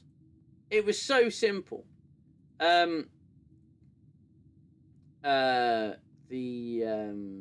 Chancellor Dentures, she's telling Vance that the kids have stolen the shuttle, and oh my god, it's so terrible. She's going to lose five of her cadets, those troublesome kids. Oh, how terrible. And the doctor comes in because now he's a dad and Sam's his daughter, and he's saying, oh no, is she gone? We've got to get her back. We absolutely must get her back. Got some great stills from this episode of Nala Aki looking stupid. Oh god, back on the planet, and this is where Kada physically bumps into his mother. He looks like first thing I thought he looks like. I genuinely thought he was going to find his mother the Mortal Kombat way, and swing a chain at her and say, "Get over here!" Because he looks like freaking Scorpion. Yeah. Yes. Is that the actress that played She-Hulk? Is that the same one? That's Tatiana Maslany. Yeah. Oh, her. Oh my god. Less said the better. Okay. Less said the better. So yeah, he's literally walking through the street. Boom! He bangs into his mother. His mother's buying something. Not doing a very good job. Oh, here we go. And again, tech. I wish I'd finished the fucking words. Technology. But it's the one I found, and it's rare Barmer tech. 60 pieces. Old and broken, not worth more than that. 20, blah, blah, blah, blah, blah, blah, blah, blah, blah. He's observing his mother trying to barter. She's not doing a very good job. She walks away. He goes after her, and she puts a knife through his throat. And this is the scene that me and Gooner were talking about, where there was a hint of a decent performance and a decent moment. That I think this is probably a little bit of Jonathan Frakes. It was a nice moment, and it only lasted for about 30 seconds. Yes, I think you're right. It is Jonathan Frakes. Twinsen, live long and prosper. Clayton's got a bounce. Have a great rest of the stream. Clayton, thank you so much for joining me. Yeah, Be sure to check out Clayton's book, Holocene. Fantastic read. I've read it myself. It is superb. Thoroughly enjoyed it. Did it in 2 sittings. Absolutely fantastic. Wow. I prefer Klingoff, yeah. I highly recommend buying Clayton's book. I believe he should have a link on his YouTube. If not, I'll try and find a direct link to his book. Brilliant. Kato goes, it's me, Mum, and she goes, my God, it's you. I mean, I'll tell you, I say this for Tatiana Maslany. I think she's got gorgeous eyes. Gorgeous eyes. And that's it. I have no other feelings on her character, her performance, or anything. It's just this moment was really nice, and then it was shat on, and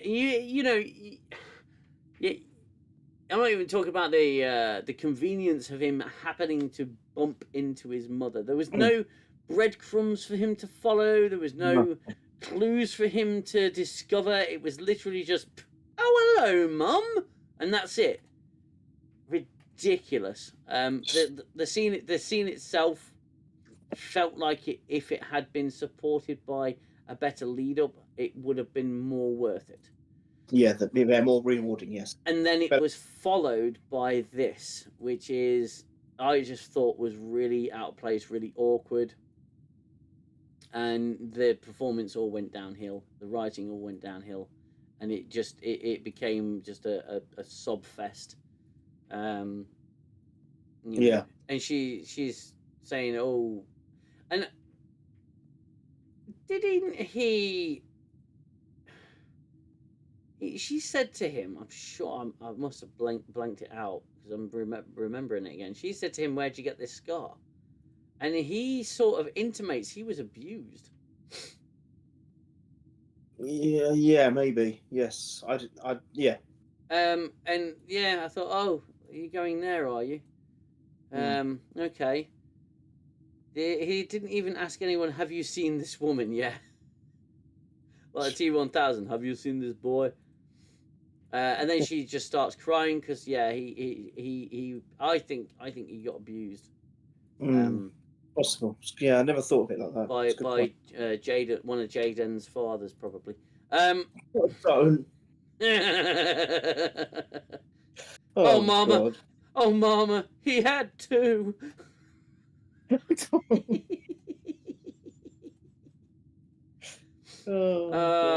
Clearly, she still hates the Federation. He doesn't hate the Federation because he actually is with Starfleet. Tatiana Maslany is not happy. Next time they used to torture themselves when Worf did it in Next Pain Gen. sticks. Yeah, maybe pain sticks. Maybe he had a pain stick smacked around this. Oh, we won't go there. Convenient that she could somehow recognise the son. Have I not seen him for 15 plus years? That's very true. He didn't even. Yeah. That is the most believable part in the whole set of events. They could get away with, if it was only the one thing. Yeah, absolutely. Yeah, he doesn't tell her he's with Starfleet, obviously. And nobody cares at this point. We're actually halfway through the slides. Honestly, he finds his mother about a third of the way into the episode itself. All his friends come, and she doesn't buy the fact that she thinks the venereal Ral got spies everywhere, and she's very, very distrusting. And they have this little scene. Fair, that's fair. The fact that she's distrusting, I mean, she's had such a crap life. Yeah. That's fair. That's of her own doing. Yeah, of her own doing, of course. But yeah, that's... I never bought the whole, you're going to prison too. It's a thing in the first episode. What a load of crap. Yeah, it's to set up this stupid story. Yeah. Yeah, it's not well thought out at all. Not well thought out. So they have this little moment where they got to get certain parts. They need certain parts for the shuttle, and then they'll be on their way. And look, there's 3 people left on the ship. 3. They offloaded all the cadets. What about all the fucking teachers who were no doubt officers? What about... What is the crew complement? I'd like to know, because I don't even know. We've always known what the crew complements is before. Well, this one we don't. If you recall the Valiant from DS9, the Valiant was a Defiant class vessel. They had roughly about 6 or 7 officers on the ship, and the rest of the crew was made up of cadets. The crew members were killed, and the cadets took over. These fuckers just ain't there. They made... why on earth in the first episode did they introduce the fucking crew name by name by name by name? They introduced them like they're gonna be important, and you practically never see them again. No. And now it's 3 people piloting a fucking school ship? 3 people? God. Well, 2 people in a hologram. Here we go. Here's the United Federation of Planets. Look, there's a map. Right, so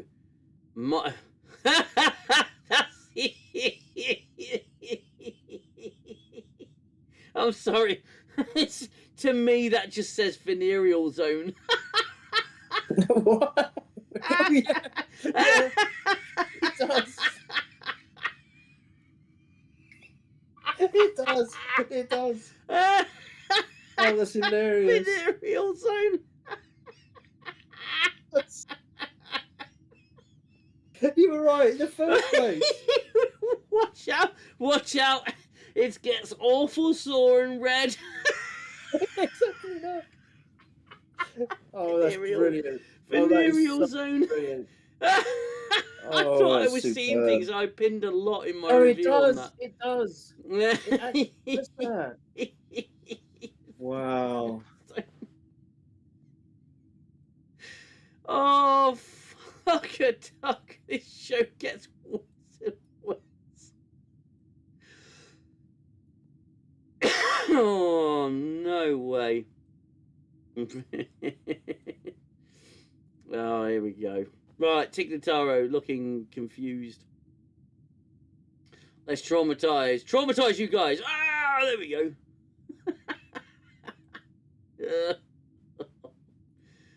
Oh dear. Yeah, so Aki's staring at a map and pointing at the venereal zone, saying, "Doctor, this is where it burns." As the doctor goes, "I can see why that burns so much. It's actually hideous to look at, and it's almost as bad as your feet. Look what you're doing to that area." Oh my goodness, what has this degenerated into? I'm sorry, I don't mean to bring the tone down, but Robert Picardo is quite literally looking at the venereal zone. Face, that's perfect. It's perfect. Oh god. Oh boy.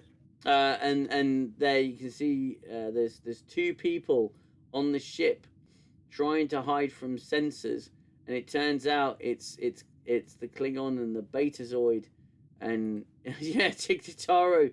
There you go. You're gonna see it come up on the screen. This is the face I was pulling for most of the episode. That is the face I was pulling for most of the episode. Look of sheer confusion and annoyance.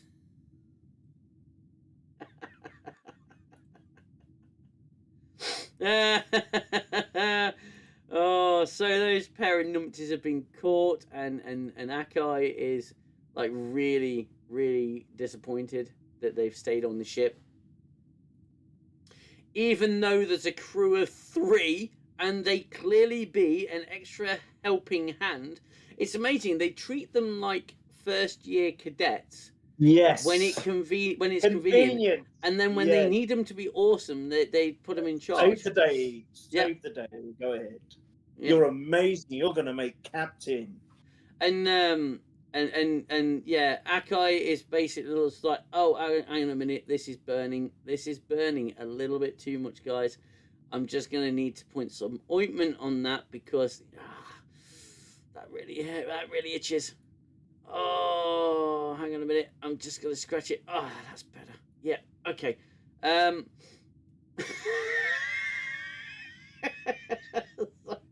You're a nutter. You're absolutely nutcase. But that's perfect. That's perfect for the context of this show. Look at it. It's brilliant. Oh, yeah. Look at that face. It's just perfect. And then the aftermath. Yeah, the aftermath. Oh, that feels a bit better. Yeah. Oh, that's so much better. She hasn't got the teeth in though. Where's the teeth? That's very true. This is what she does when she's trying to think. Now, where did I catch it? Wasn't it that Klingon fella? Yeah, That's when the burning started. That's a whole different kind of burn. That is.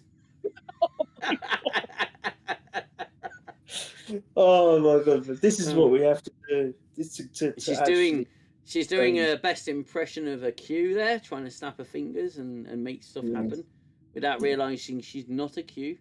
Looks like she just farted. Yeah. Looks like she's a lunatic. Yeah. Well, I'm sorry, but she did lose her temper and go out in one episode. Unbelievable. The Doctor chimes in like he gives like he actually matters in this show. And she's like, go to my quarters, don't sit on the furniture because, well, I was sitting butt naked there earlier and you might catch something. And she's going, then she's trying to power through all the itchiness and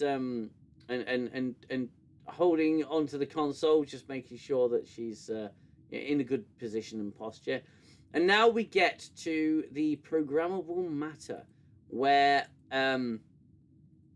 essentially Caleb and his mother build a tripod, a camera tripod, and they do it out of programmable matter by waving their Harry Potter wands.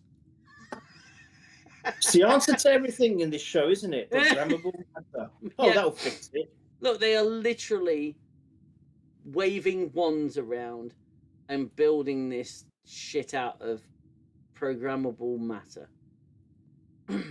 It's absolutely,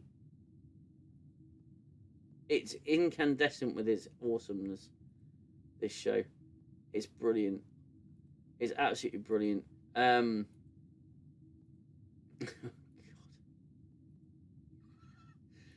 Oh, let's power through. Let's power through. They finished building their tripod, and Caleb and his mum is going to obviously grab Caleb, and they're going to go off to, you know, commit crimes and everything, be criminals. Caleb says, you know, yeah, I'm leaving. You're an arsehole, and this is why. You're a dickhead. This is why. I don't like any of you. I hate you all. Just trying to push them away in the least convincing way possible. Before we can get to Sam, because, well, that would just go against all kind of values. Sam just hugs him to shut him up. Let's just skip to that, ahead to that part. Yeah, he tells Genesis, you're an idiot, and you're going to be a captain someday like you are, whatever. He basically does the whole I'm going to make it easier on you by making myself to be a complete dick move, which is not very convincing, to be fair. I don't buy it like I don't buy anything else in this piece of shit show. Anyway, he's left. Sam's left hugging him, and then she buggers off, and they go out and they get themselves almost immediately captured by the venereal givers, and they surround them, and they're planning to. They'll end up executing them. And I'm sorry, that is Scorpion from Mortal Kombat. That is fucking Scorpion from Mortal Kombat. He's gonna say, "Get over here" to everyone. Look at him. Look at him.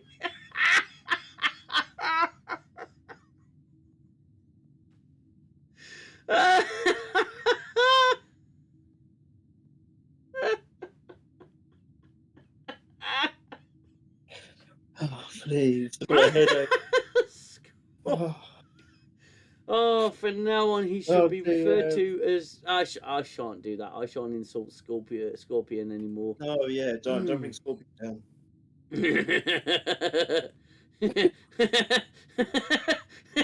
Fatality, I love it. Now finish him! Yeah. He says to Jaden the Klingon.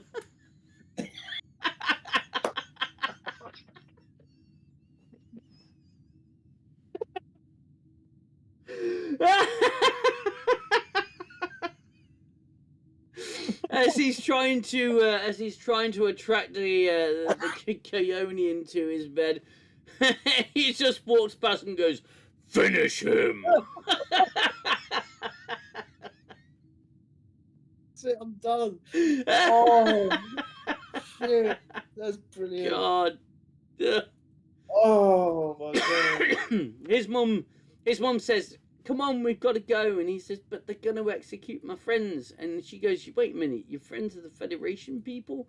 And he says, I have to go and save them. Goodbye, Mum. I'll catch up with you. And the venereal people keep punching shithead in the face, which it doesn't make him bleed glitter. Makes God, I wish this was like Mortal Kombat, ending all the characters in the most brutal way in the last episode. Yes. Oh, just fatality after fatality. Like the ending of Black 7, if you haven't watched it, they all died. Please. Yeah. Please. Yeah. Oh look. We just happen to have a Morn alien. We have a Morn's species. Oh yes, referential Trek indeed. No one has any speaking roles. The Morn character should never have a speaking role anyway. But none of these other aliens have any speaking roles because the humans are more interesting, right? But the aliens are just humans in makeup, whereas in original Star Trek, they were humans playing alien characters. This, I think, and I don't know whether you'll agree with me, and the she's on your screen now, Gooner, and she'll be back on your screen shortly. This character, I think, perhaps was their cheap copy of Deirdre from Andor. You know what I mean? Yes. I think. Yes. I think that's what they were going for with her. Of course.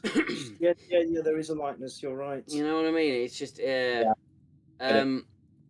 had to remember who that character was. Now I know who you're talking about. Yes. Yeah. Yes. Yeah. I'm sorry, but when Krennic puts his finger on her head like that, that actress just nailed that. That was just sheer terror. Sheer terror. That was so good. Oh, Andor! If you haven't seen Andor truly is the last vestige of Star Wars. Yeah, it's just a brilliant show. And the way it leads into Rogue One, it's just fantastic. Oh my God, it's incredible, absolutely incredible. And it doesn't matter where the story goes; it's still good. Anyway, his mother. What does she do? They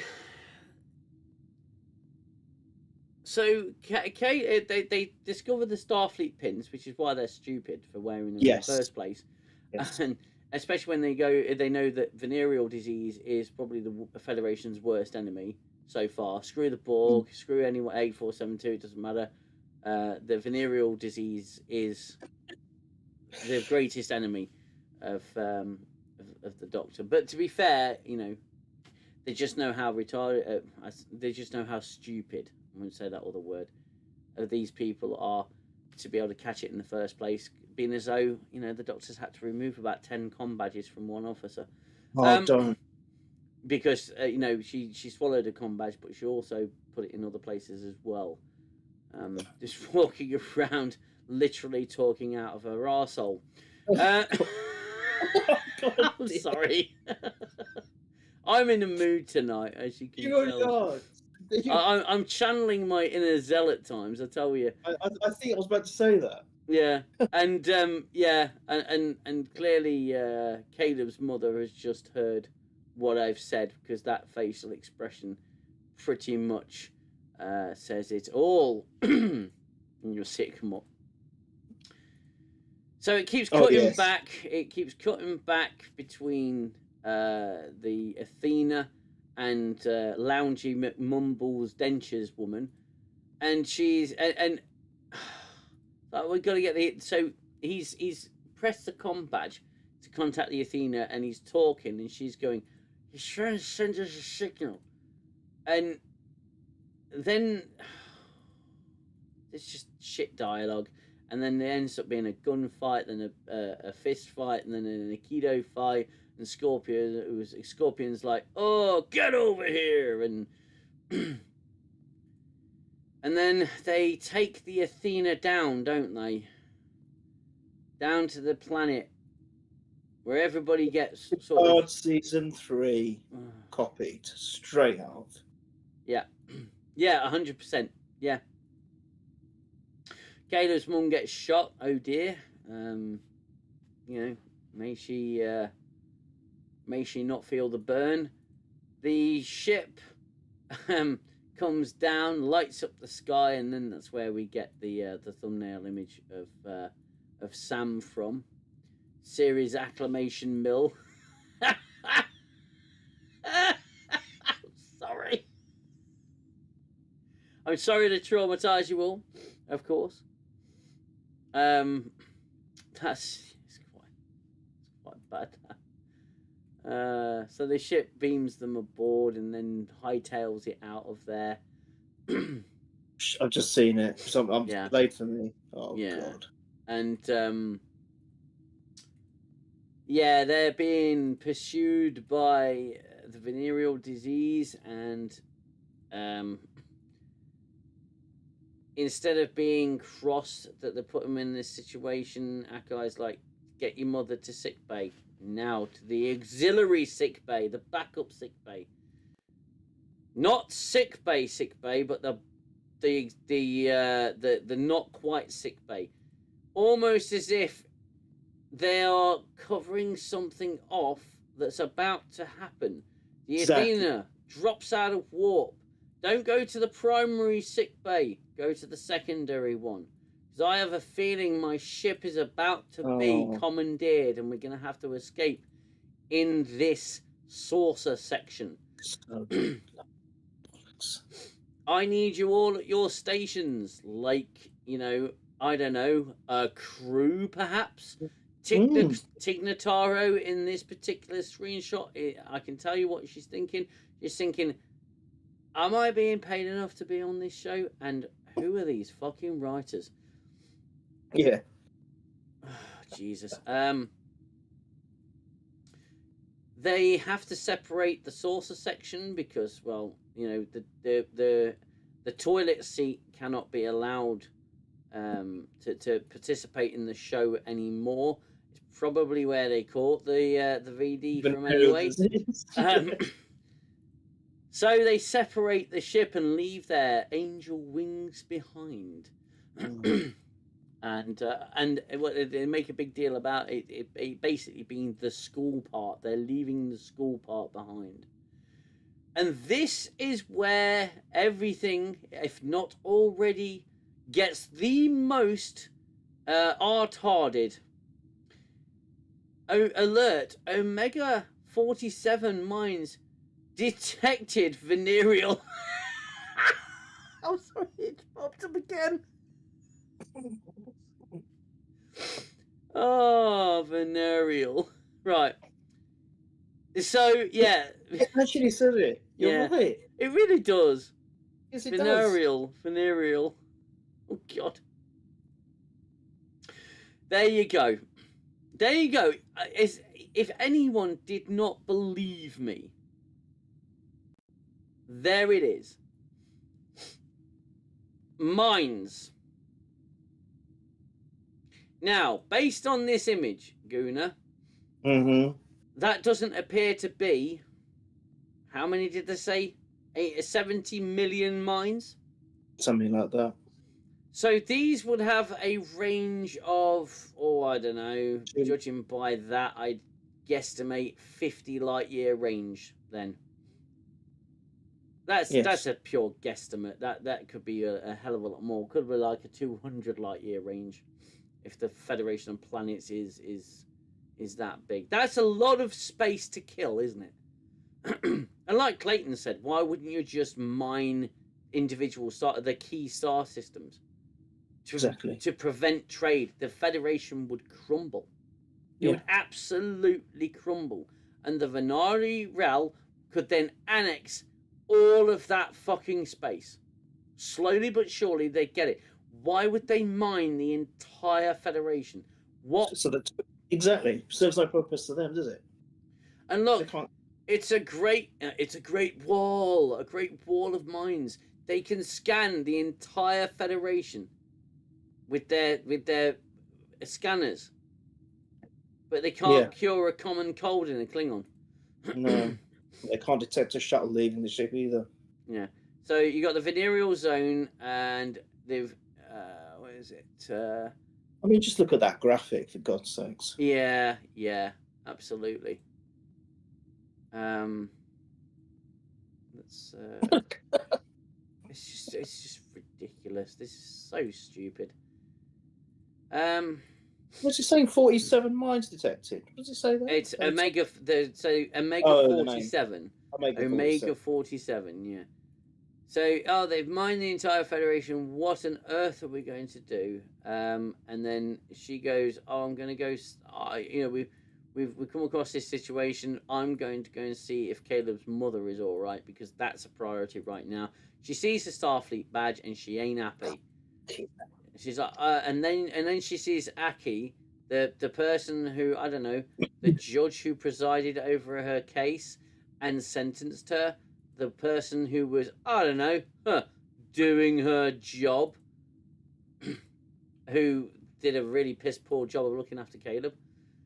The ship is now in a nebula on the border of one of these mines, and this is where it gets ridiculous. It gets so stupid.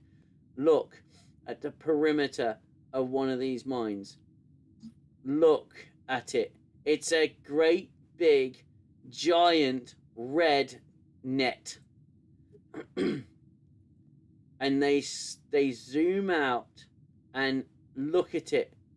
Look at all the mines and look at the sphere. It makes no visual sense. It is piss poorly represented visually. And it's a big giant sphere of mines. Such pathetic. I can't.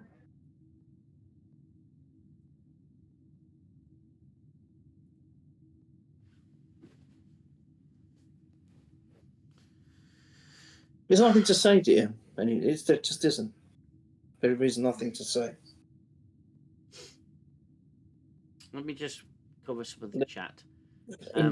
God, I wish it was like more. Yeah, sorry, I've read that one. They aren't even in the same universe as Andor in terms of writing. The difference is between a tiny glass of water and a planet Neptune. Yeah, the thing is, I mean, what they'll do is they'll go, "Oh, that Deirdre character was really interesting in Andor. Let's just have our own little temporary version, and we'll call it Inspiration." He's spunky. Is she going to go green face and twerk? Yeah. At this point, Sam could have went all Nightcrawler, but nope. Just stand there and do nothing hologram. She can pop in and out anywhere she wants. She can literally beam anywhere she wants. I thought all those pins had like site-to-site transporters in them as well. They can pop anywhere they want to go at any point. Do. Yes. But they can't do that. They can't go, "Oh, I'll just beam up to the... we'll just beam back to the shuttle. Or we'll beam ourselves out there."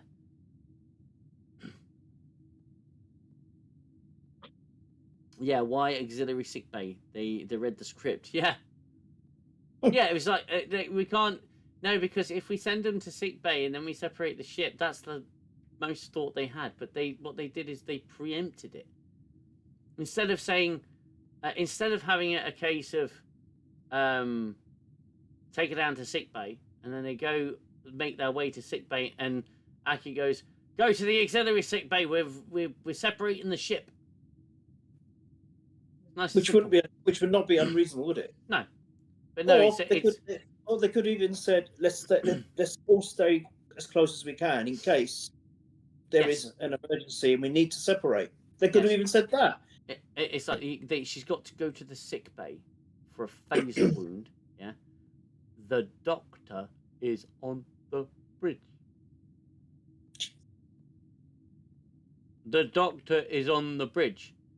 And on the bridge of Voyager, on the bridge of the Enterprise, the Defiant, any Starfleet vessel, you would have medkits.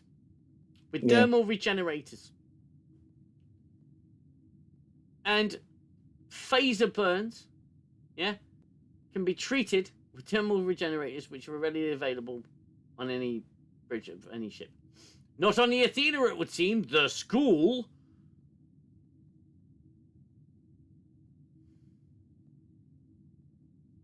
Jamie Ives, mining the whole Federation border is the most ridiculous thing I've ever seen. Jamie, it's beyond ridiculous. I mean, look at it. It's a giant sphere of mines. They've encompassed the entire Federation with mines, and it's not even that well represented. At that scale, you shouldn't be able to see them. No, exactly. And why are they all interconnected like that? Yeah. What's interconnecting them? There's nothing in. There's Nothing to interconnect. It's like a giant force field. It's like they've made a giant force field. But that's not a mine. That's not mines. That's a force field. It's their attempt to try and explain it to. Yeah, well, whoopee-doo, well done. But they just raise more questions. They can't. Of course it does, but they don't care, do they? Because No. if we say anything against it, it's like, oh no, we're just being so unfair. We're not true fans. I think it is blatantly insulting when they say things like that. But you're not true fans. If you don't like this, then you're not fans of Star Trek. Yeah, their simple answer is don't watch it then. Yeah. But that's you're missing the whole point. Yeah, the whole point is it's Star Trek. We like to watch Star Trek. Isn't part for a lot of us. It's part of our lives. Mm. As stupid as that might sound to someone who's doesn't understand it or has never watched it. It is. You take a lot of. Let me give you an example, because I remember when I was first into Star Trek, and we would be. I'd kind of kept it to myself in school because I was scared of getting. I already had enough trouble or heat on me as it was, and to say I'm a bloody Star Trek fan, oh god, that would have been even worse. You had to try and act like the cool kid. Mm. You can't say you're a fan of Star Trek. And so then let me liken it to how different is that to being a football fan who it's their lives for some people. I know because I'm a football fan myself. Mm. And I've met some fans, they literally eat, breathe, sleep, and shit football. Yeah. They do. Yeah. So there's no difference to that. Or, them wearing their team's colours.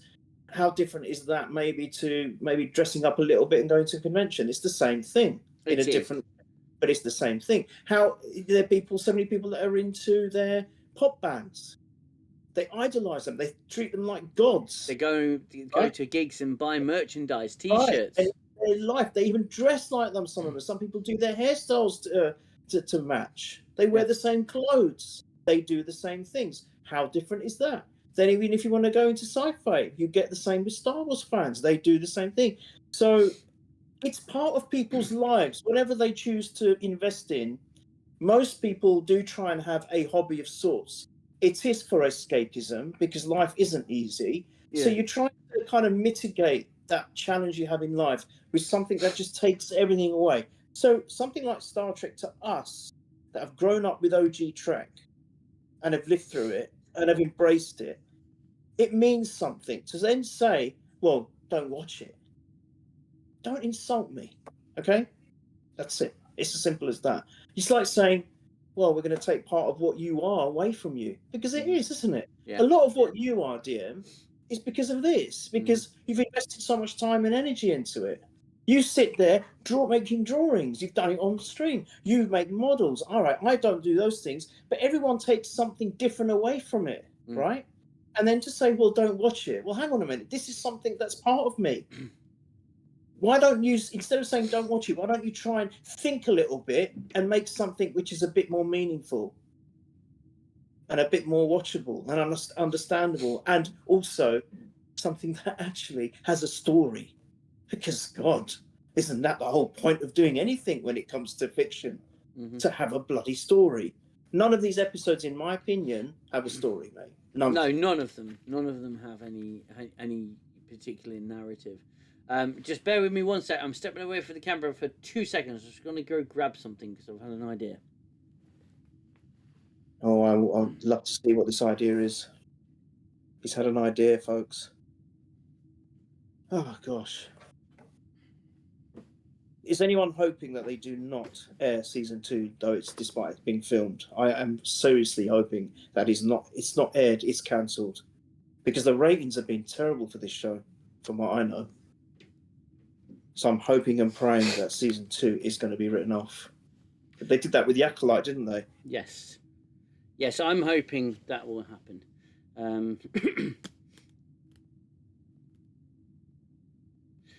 Speaking of nerds, R.I.P. Robert Carradine, Lewis Skolnick in The Revenge of the Nerds that took his own life at 71. Oh, bless.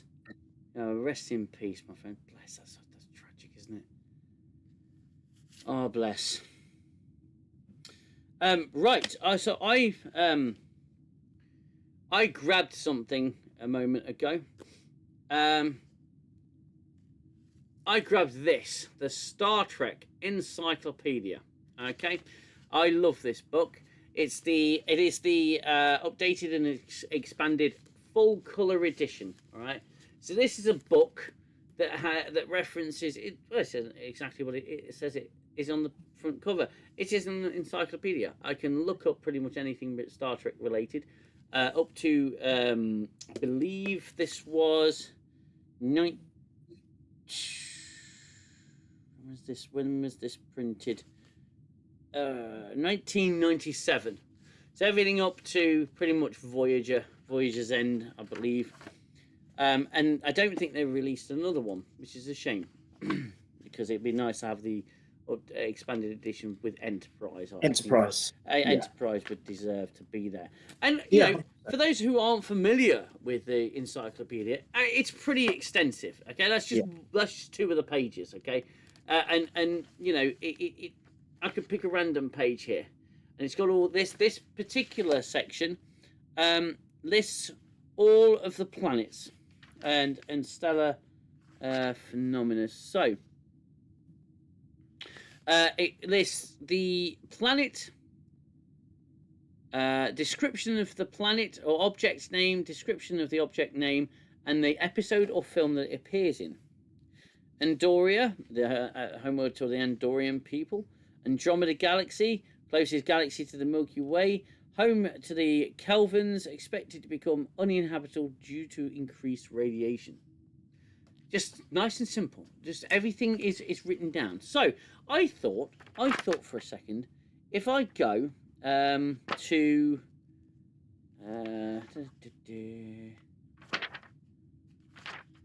it is, I mean, how many pages have we got in this book? This massive encyclopedia. 629 pages of reference material, okay, for Star Trek. You could literally look up anything, and I've done this on stream before, but let's I just want to look for something. I'm still going, by the way, with the planets. Planetary objects. Look at the care and attention to this book, though. Look at it. It's unreal, mate. I know. My brother. Yes, my brother's got the same one, and it's superb. I could sit here reading it all day. All the different types of phasers. Look, hand phasers. The Phoenix, Zephyr Cochrane ship. They've even got the Phoenix pin design. Look, fucking brilliant. Yeah. And it's you know, I mean, the fact files are, I think, more expansive than this. Okay, let's go. Onizuka. Oh yeah, there's Deep Space Nine Operations Center, by the way. This book is amazing. I absolutely love it. Oh, Compa. Done. 2 seconds. I know this is pretty unprofessional, but I just want to look this up. Now, this may have been a little bit too before. I think so.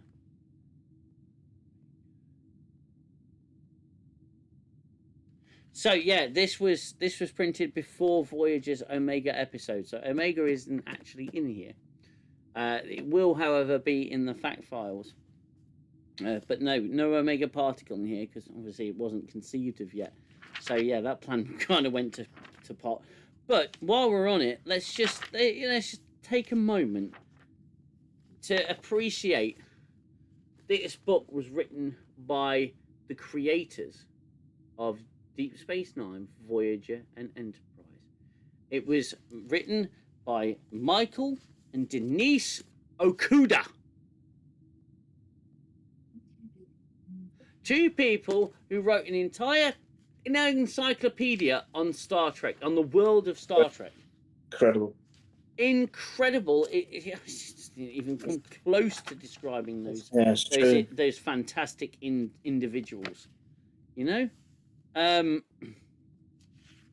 What must they be thinking if they've even had a sight of this crap now? What must they be thinking? It would be fascinating to know what they think of New Trek. I actually follow them on Facebook, and yeah, it's fascinating to see what they get up to now and then.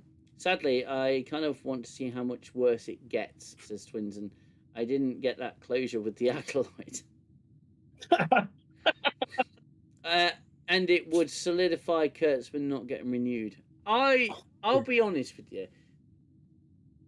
You ever get that sense when you're in a job and you see someone who is like, it's almost like the sun shines out their arse, and you cannot fathom how they just keep getting what they have. Yeah, I agree. It's one of those ones where they fall into shit and come out smelling like roses. It's insane, isn't it? And that's what it feels like with Kurtzman. Yeah, exactly. It doesn't have mushroom warp drive, says Marrow Bottom. Marrow, you're absolutely right. It doesn't have anything like a spore drive. I'd love to dig out the Fat Files again. I did a Fat Files video. It wasn't very good, to be fair. I should probably redo it, but it's just so much love. And to be fair, they could write an episode off anything in this book, anything at all. They could just open up a page. Actually, that's what I think they actually do. They'll go, or they'll watch an episode. Tawny Twat will watch an episode, and she'll be like, oh, I could write something inspired by that episode, and that'll be brilliant. Without the greater context, I don't even think they'd actually read this book. Why would they? Why would they? Too complicated for them. Yeah.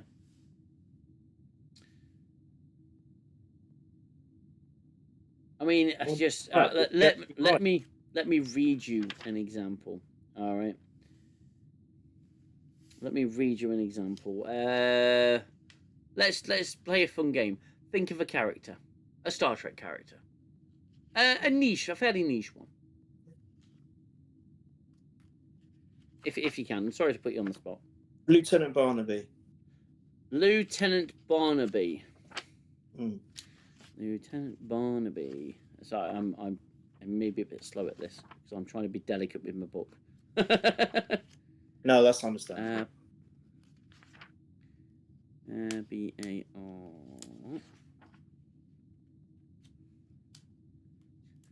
Fucking hell. It's a good old-fashioned book. Barnaby.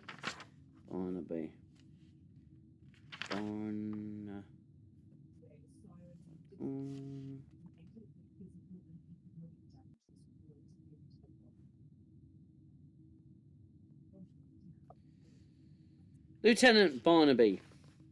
Here we go. Played by James Horan, Starfleet tactical officer aboard the USS Enterprise D. He served under Dr. Crusher during an encounter with the self-aware Borg in 2370, Descent Part 2, TNG. James Horan also played Joe Brill in Suspicions.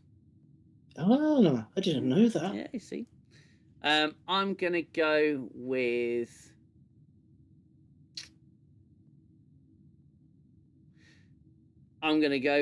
Bruce Maddox. So, What's an for episode? a Brucey Bone. Oh, yes, again, fantastic. Brilliant.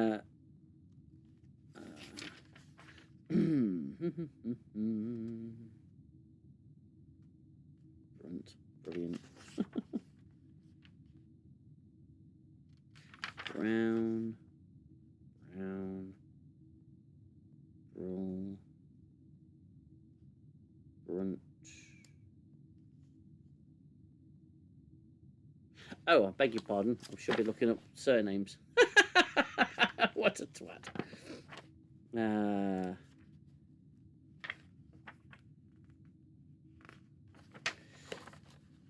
Sorry, guys. I know this is taking a while. Yeah, why do you do that? I'm interested to see how much this book's available for now, if it's still available. Oh yeah, it's well worth. If no one's got it, it is well worth buying. Okay, and 5, of course. Gulmaset, of course, played by Marco Lamo. Marco Lamo also played other characters, including Gul Dukat. Maddox, Commander Bruce. There you go. Played by Brian Brophy, noted cyberneticist, chair of robotics at the Daystream Institute of Technology, and student of the works of Noonien Soong. Maddox was the only member of the entrance committee who opposed the android Data's entrance into Starfleet Academy in 2341 because of his belief that Data was not a sentient being. In 2365, Maddox attempted to use legal means to coerce Data to submit to a disassembly procedure in an effort to learn more about the android's construction. This effort was blocked when Judge Advocate General Philippa Lavoie ruled that Data was indeed a sentient being in the measure of a man, TNG. Data nevertheless held no ill will against Maddox and in fact remained in correspondence with him, providing Maddox with the information to help further understand Data's mind in Data's day. And that right there, if you asked the same, if you said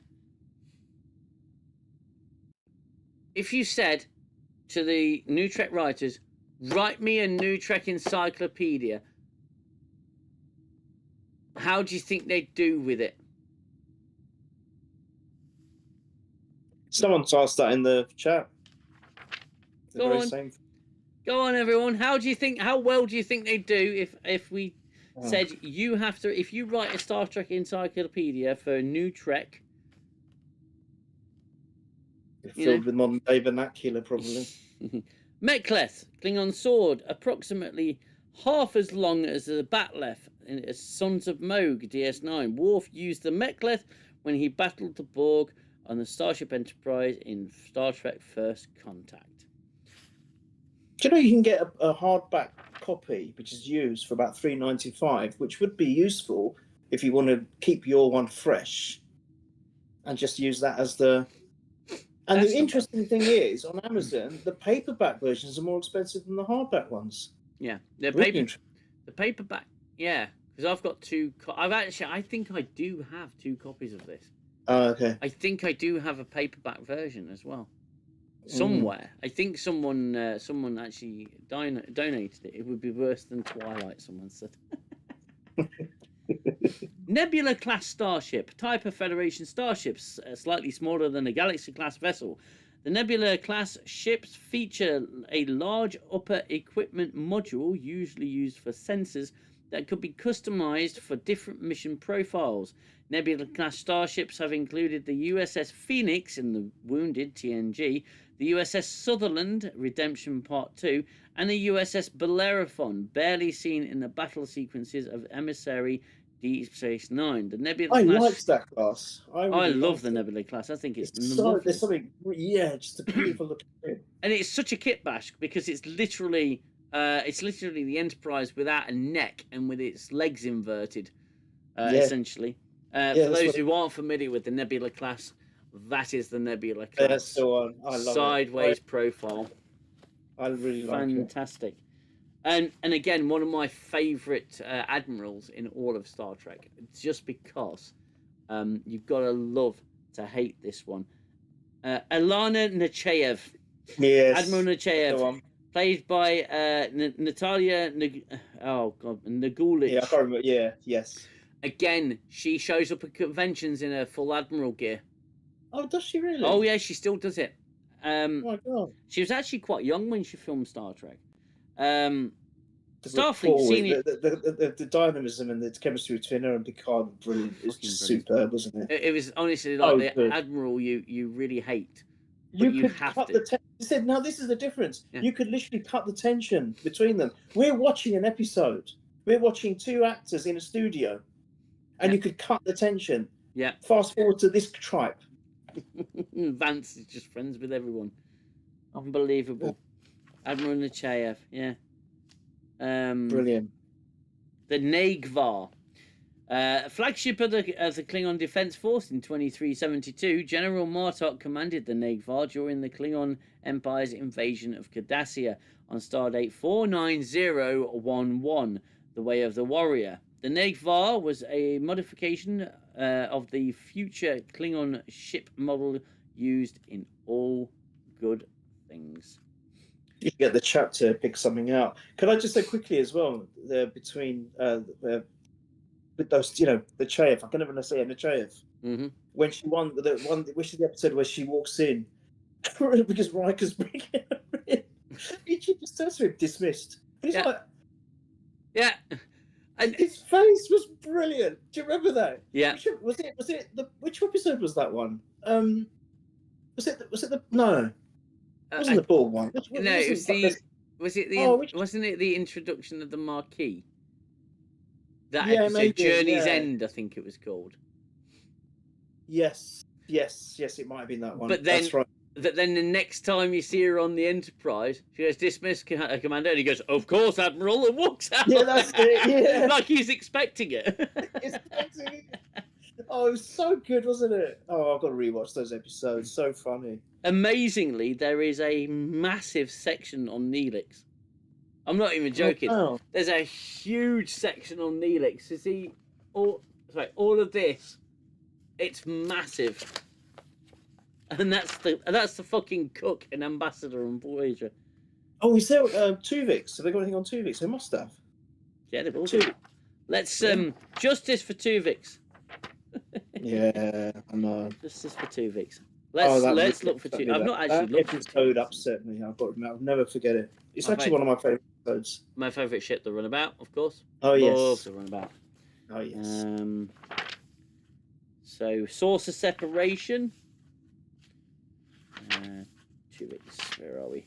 So you're telling me that they don't have combat ships in this book? That's an insult. They have actual shuttlecraft. It's unbelievable. No combat ships. I'm really disappointed. They even look. This is the Okudas. They even put all the signage in there as well. I mean, isn't it bloody wonderful what they did with this book? I remember when this came out and people were doing reviews on them. I remember this. Obviously, we didn't have the internet in those days. No. Or it was but everyone was saying the detail is unreal. Yeah. They have got absolutely everything you can think of. Even things you see in the background, they've got mentions of. Yeah. Look at it. Look at that. All the insignias. All the Starfleet insignias, the deltas and everything. I bet you they've got. I wonder if they've got Picard's. Is it the what fish is it called? Oh, what's it called? Despite the fish that he had. I don't know. I can't remember the name. Not clownfish. Oh, what's it called? Damn it! But I bet you they got a bit on that as well. I wouldn't be surprised if. I'm sure it is. So I'm still trying to get to Tuvix. It's 600 pages long. They wouldn't be able to. They would not be able to make this.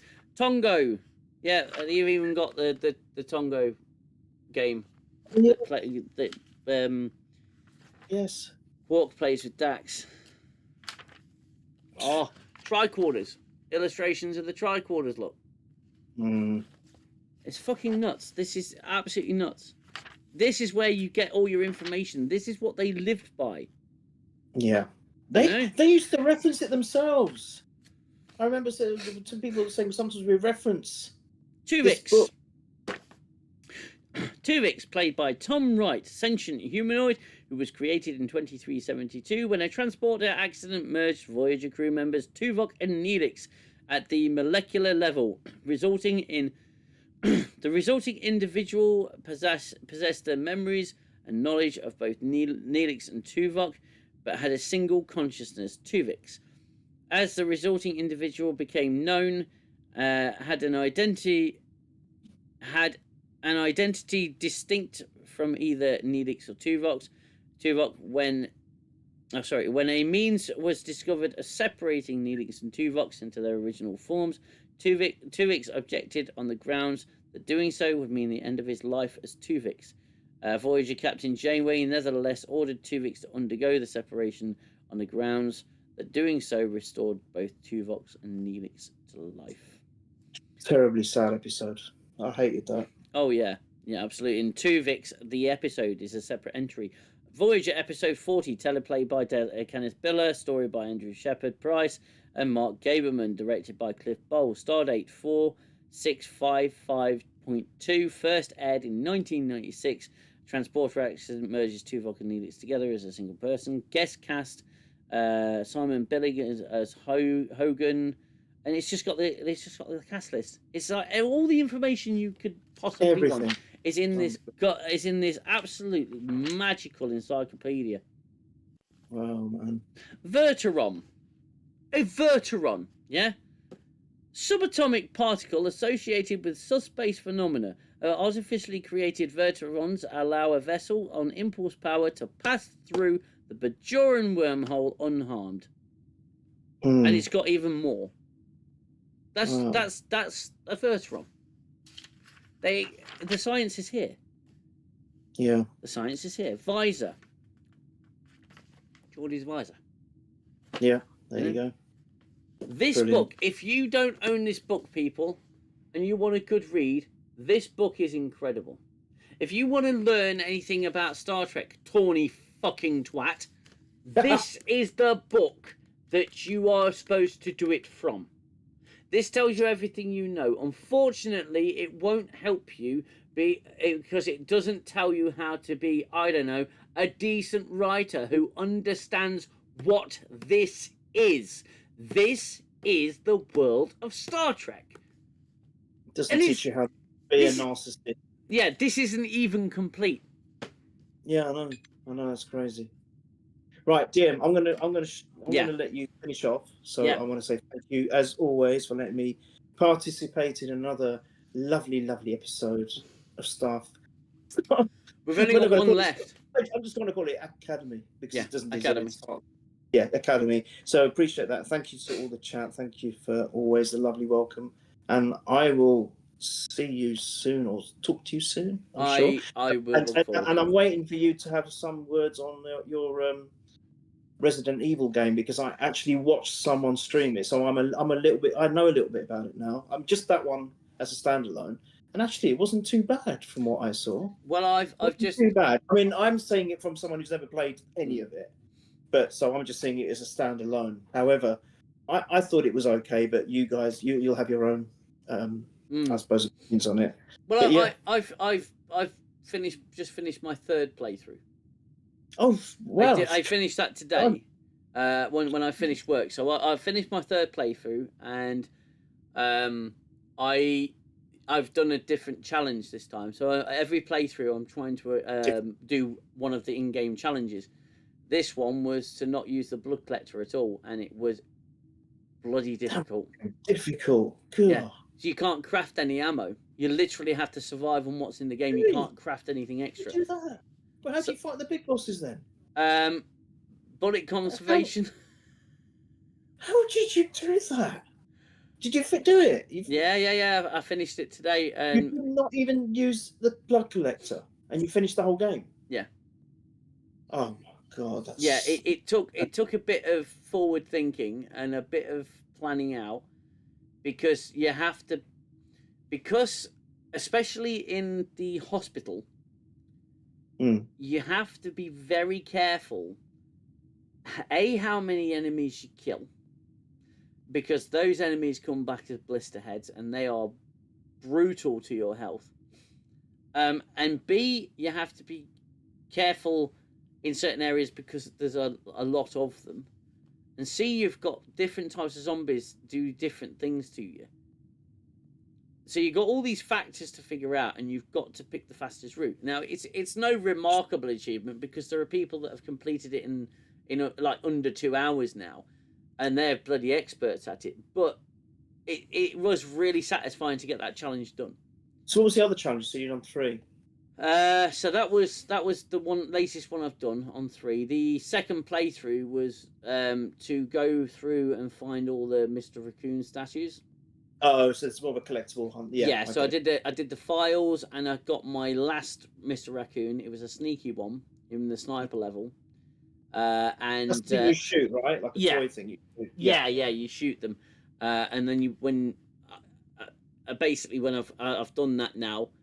I've got all the files, all the raccoon statues, and I've done the blood collector challenge. Now I have to do the no heal challenge. So I have to get through the whole game without healing once. Oh, that is ridiculous. So if I do that, that's another trophy. That's just madness. And then I've got to play on the insanity mode.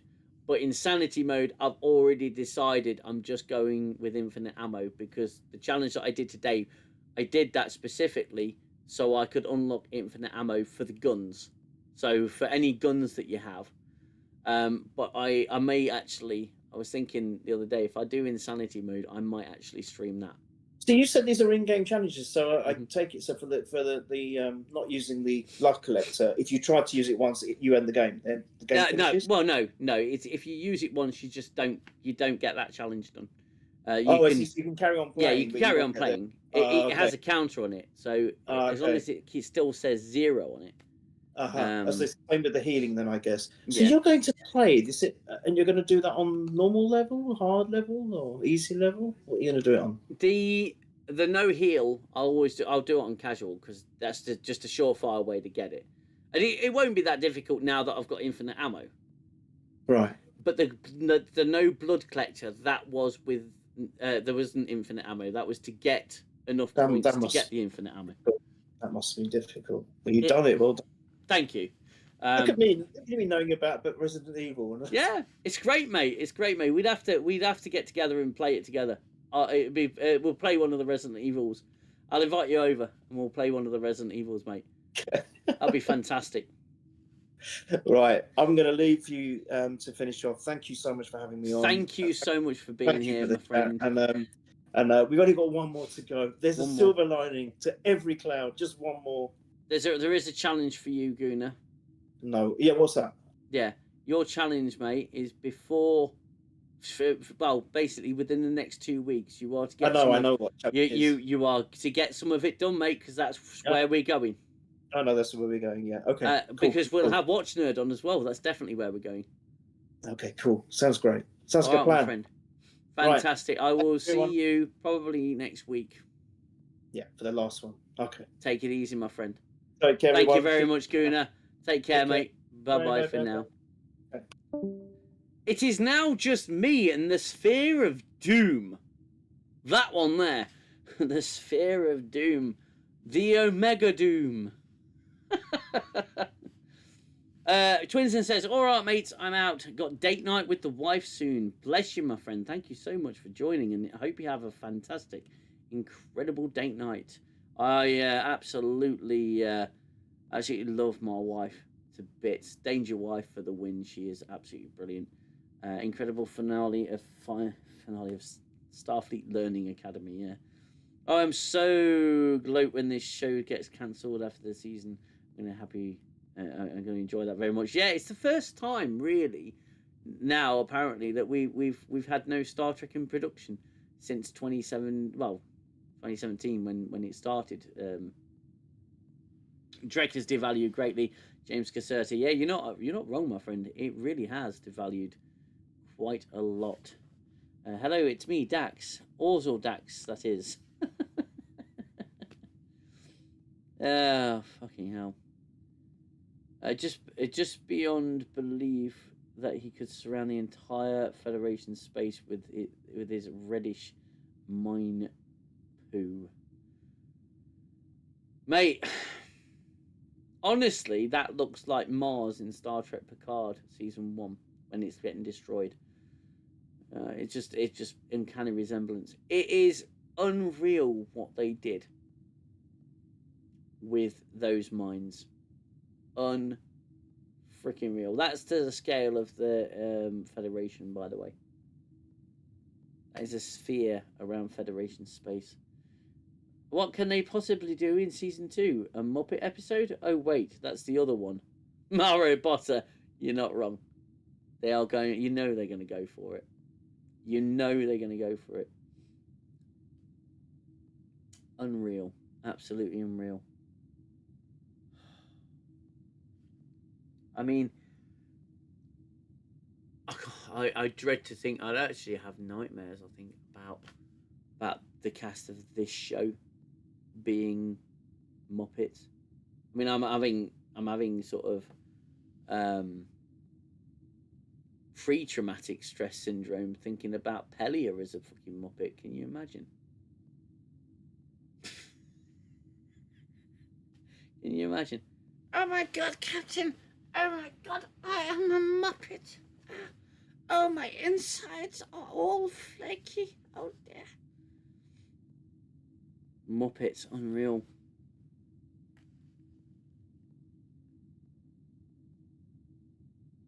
Absolutely unreal. Genuinely, guys, if you don't have the Star Trek Encyclopedia and you want a good read, it is genuinely a great read. Okay, it's brilliant. I could sit and read it all day. And the fact that it's full colour as well is phenomenal. Absolutely phenomenal. It's brilliant. UKDM, are you more looking forward to Strange New World Season 4 than Starfleet 5 than Starfleet Academy Season 2? I'm not looking forward to any of it, if I'm honest with you. This new Trek phenomena is... You know, what's your favourite impression, Pelly or Picard? You tell me. What's your favourite impression? Me, Picard's like an old salt for me. And I don't know.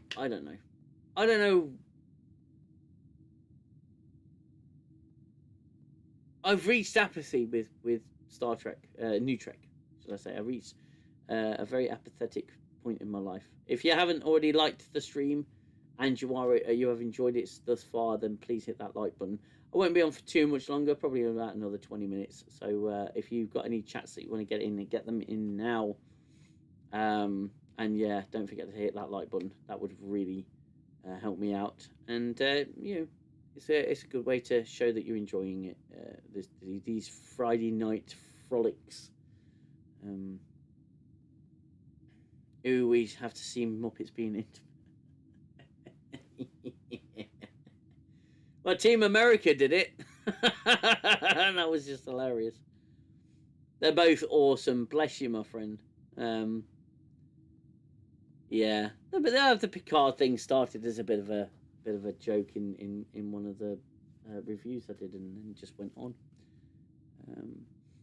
Just went on to be in every video, and then people wanted like cameo appearances behind it.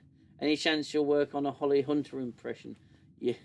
You just need to eat a bunch of marbles. Well, I mean, to be fair, it's kind of like this, isn't it? So you know, she's got to talk like this, and she's got to talk past her dentures. She's absolutely got to talk past her dentures, and you got to put a little bit of flair on it. I'll work on it. The bunch of marbles in your mouth, that's going to be the Klingons from Discovery, surely. That has to be the Klingons from Discovery.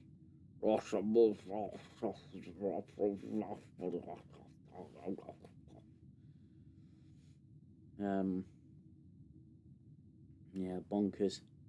Absolutely bonkers. Yeah, we'll do a wind down. I'll call 20 minutes now. But yeah, now's the chance for us to have a little conversation, have a nice little chat with the chat. Ask all questions, bridge keepers. I am not afraid.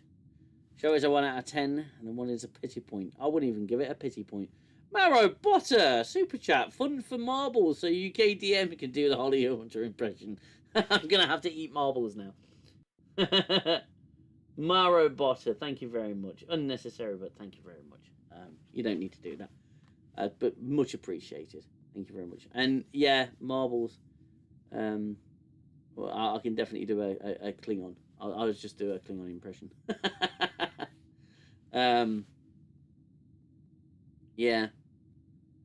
Yeah, ask away. Ask anything you want. I'll do my best to answer. What's the future of Star Trek?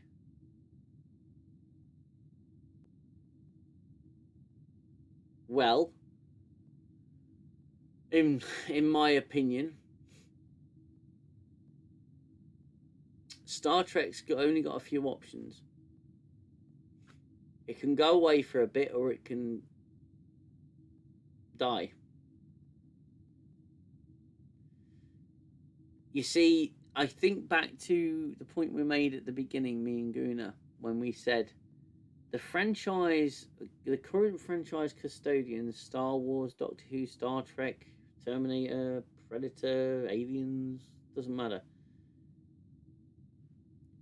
The current custodians are not the original creators. You could probably you could probably leave Russell T Davies out of that, because he was the original creator of the modern era of Doctor Who. Even he's managed to sour it now. You know, you possibly got Firefly coming back with no Joss Whedon. You've got Buffy coming back with no Joss Whedon. You've had Star Trek come back with no Rick Berman, and no Star Trek writers at all. You had Star Wars come back with none of the original team behind it, and everything's just different. This is obviously objectionably bad, because they made the fatal mistake of they've not brought in science fiction writers to write Starfleet Academy.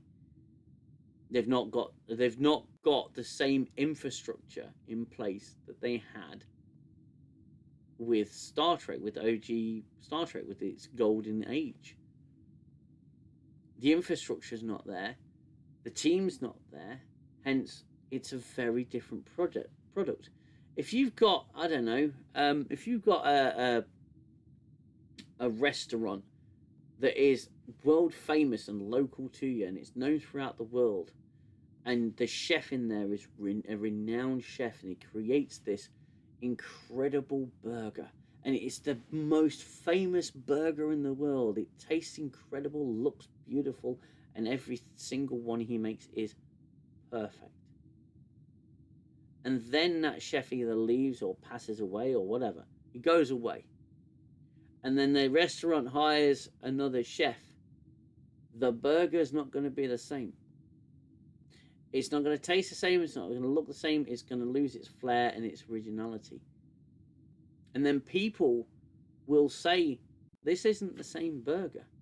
And then the restaurant will say, how dare you? You clearly just not a fan of these burgers. So, no, we're not a fan of these burgers. We like the original burgers from the chef that was there before. Oh, no, you don't like our burgers. You're not real burger fans. Tell me that's not accurate to what the state of every franchise is like. And it's because the original teams are not there. The original creators, the original vision isn't there. Hence, it's not the same product. Hence, we're not going to get the same product. Now, Seth MacFarlane, like him or hate him, he understands how to make decent Star Trek, because he's made the Orville, 3 seasons of the Orville, and that was a show that developed and changed. People, the people that didn't like it at the beginning because it was too much comedy ended up liking it, towards the end of the 3rd season, because it matured. People who liked it as a comedy liked the latter series a little less, because a lot of the comedy died down. In some ways, it matured. But he proved that a modern Star Trek show can work. He proved it incredibly accurately and so well. It was very much in your face.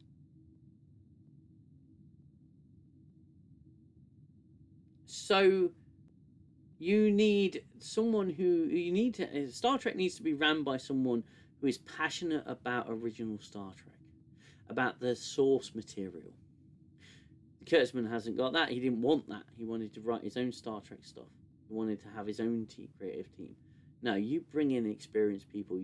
Even if they're there as mentors for the writers, or continuity, controllers. You can do all of that. You can have them on board, and you've got yourself a successful package. But only with the fans. You can bring in new fans, of course. But everything nowadays has to appeal to everyone.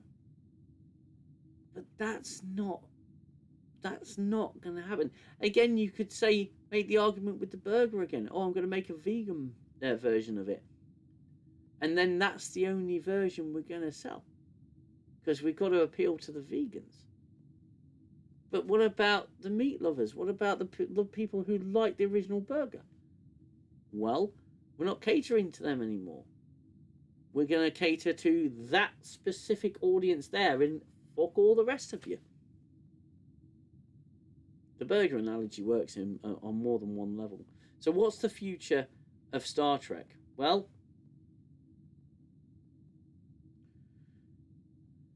if it stays in Kurtzman's hands, dead. If it goes away and comes back, the formula has to be right. They have to have the people in. I don't know what the future of Star Trek is. I can't really see it being anything other than bleak. Here's to Odyssey. Mate, I would love to see Odyssey become a thing. It won't, but I would love it to be a thing. I think we had a great outline for the first 10 episodes, and we would have carried on. But it seemed a bit pointless if it wasn't going to go anywhere. I really loved what we did with Odyssey.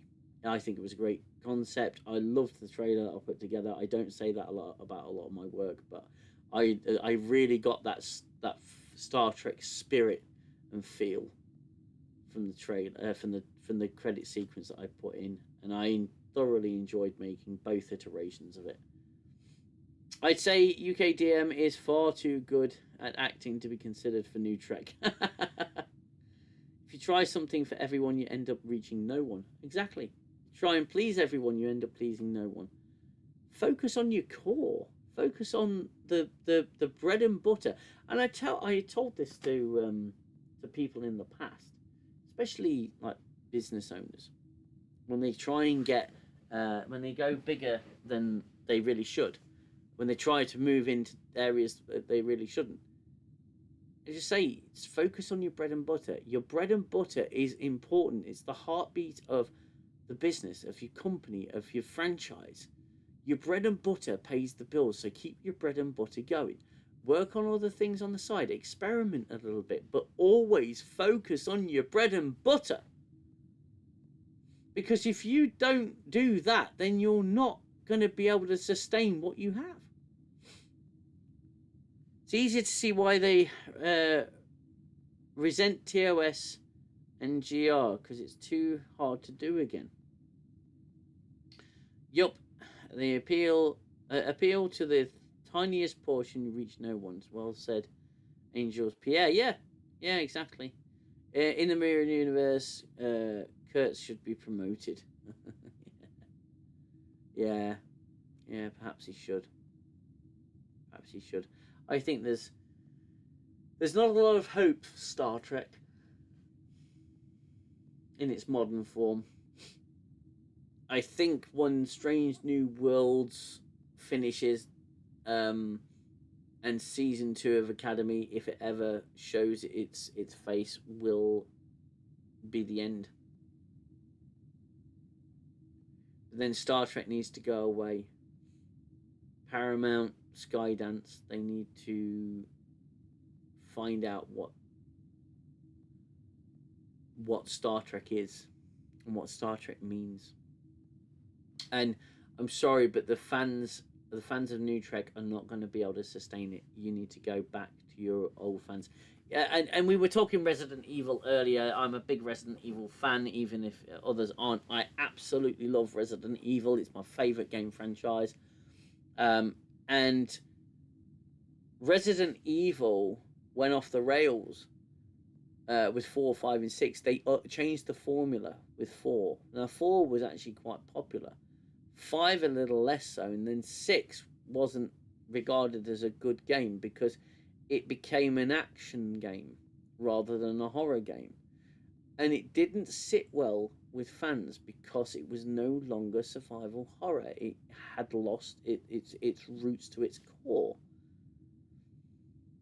Now Resident Evil 7 comes along and they moved it back to survival horror. Suddenly the series is suddenly popular. It's popular again and it's doing well.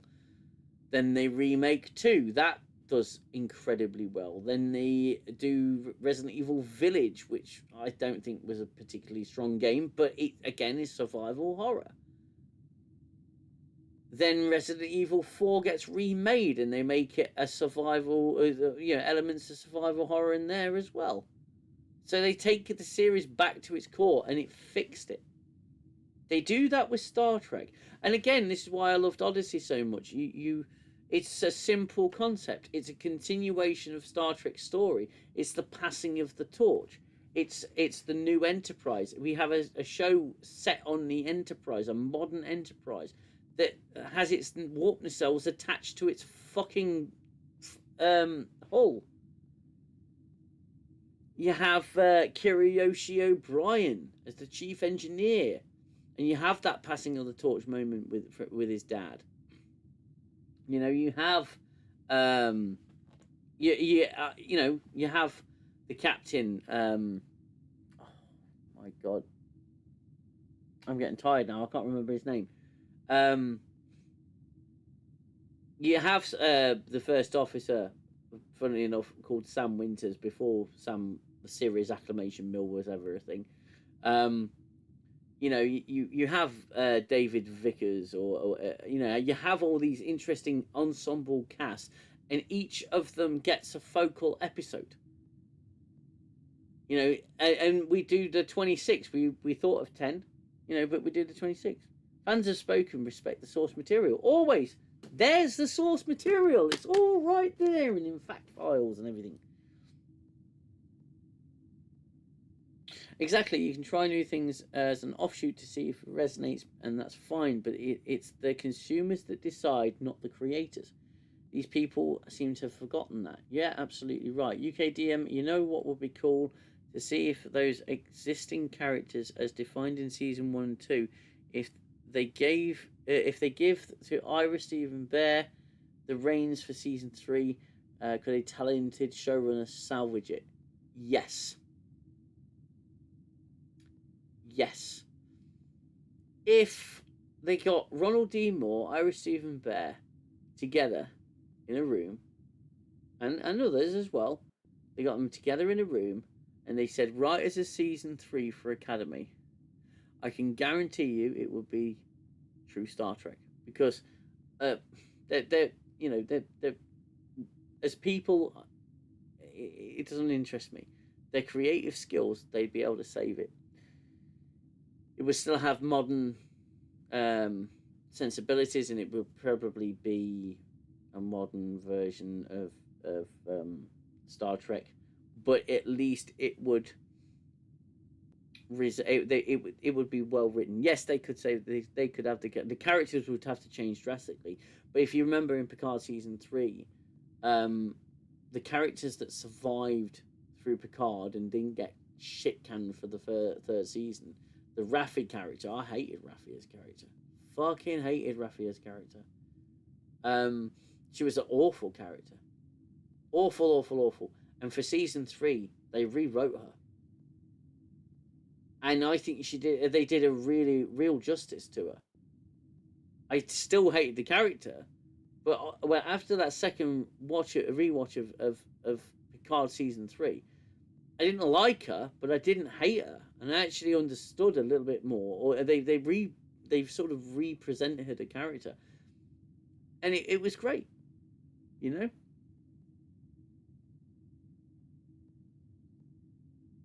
A better analogy would be would be to do like the military does. While its leaders change, the core fundamentals remain, and thus has remained the institution it is. Yeah. Fans, yeah, it's very broken. Although I personally like the old way, the camera way in RE. Oh, mate, the static camera angles, I absolutely adore. I play Resident Evil 2 original. I've got it on Steam Deck here. I've got my Steam Deck, and I have the seamless HD version running perfectly on that for Resident Evil 2 and 3. Absolutely love it. I love the originals, and I love the HD remaster of Resident Evil. Huge Resident Evil fan. I think Trek as a whole is uncontrollable as a franchise, artistically controlled.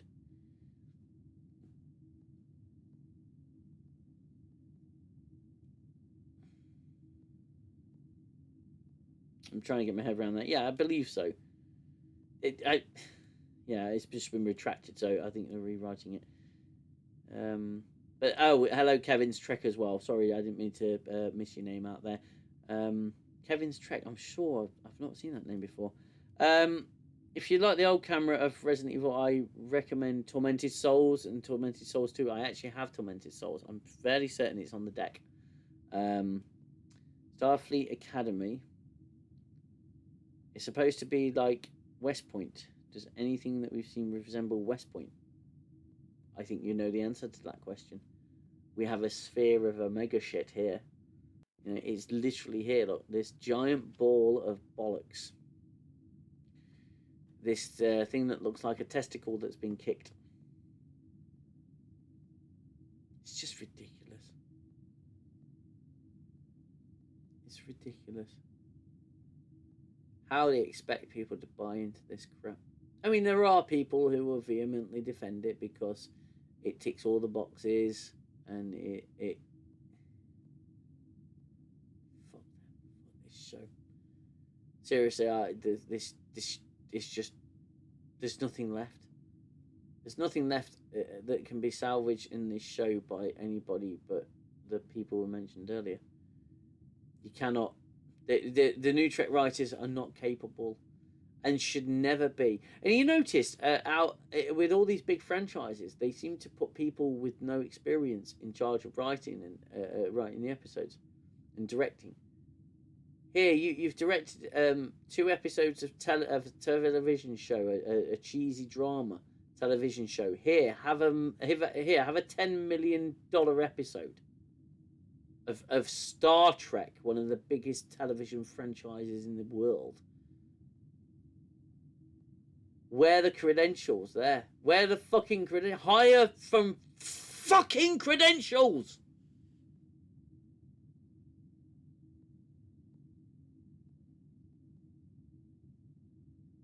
People have got to have some kind of experience.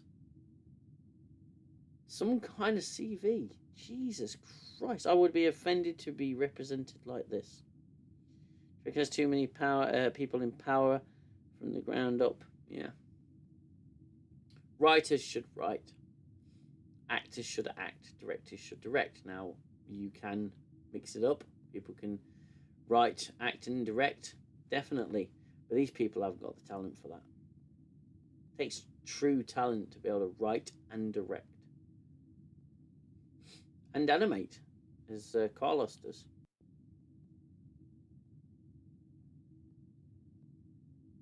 It's like a runaway train on fire.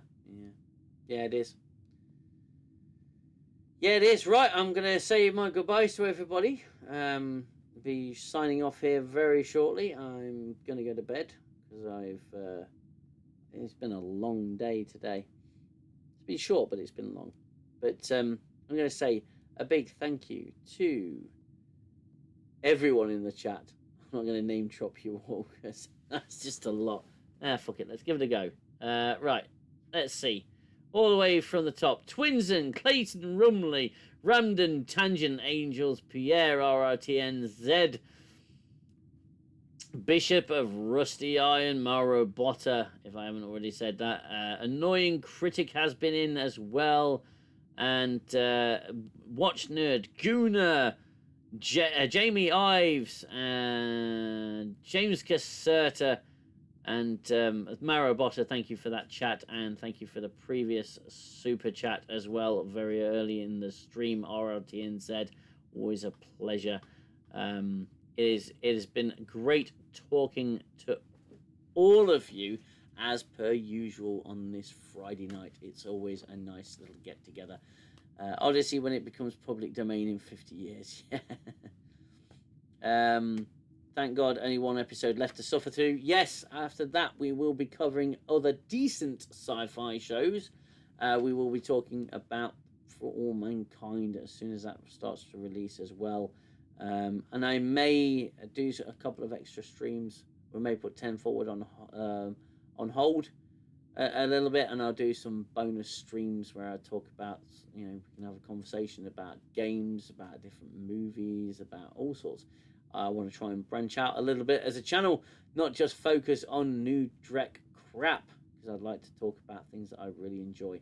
So until the next time, until the final Academy video, you all look after yourselves, you look after one another. Please look after one another. It's so important that we do. You take care. I will see you next week. This is DM signing out. Peace, long life, and live long and prosper. Take care, everyone. Bye-bye.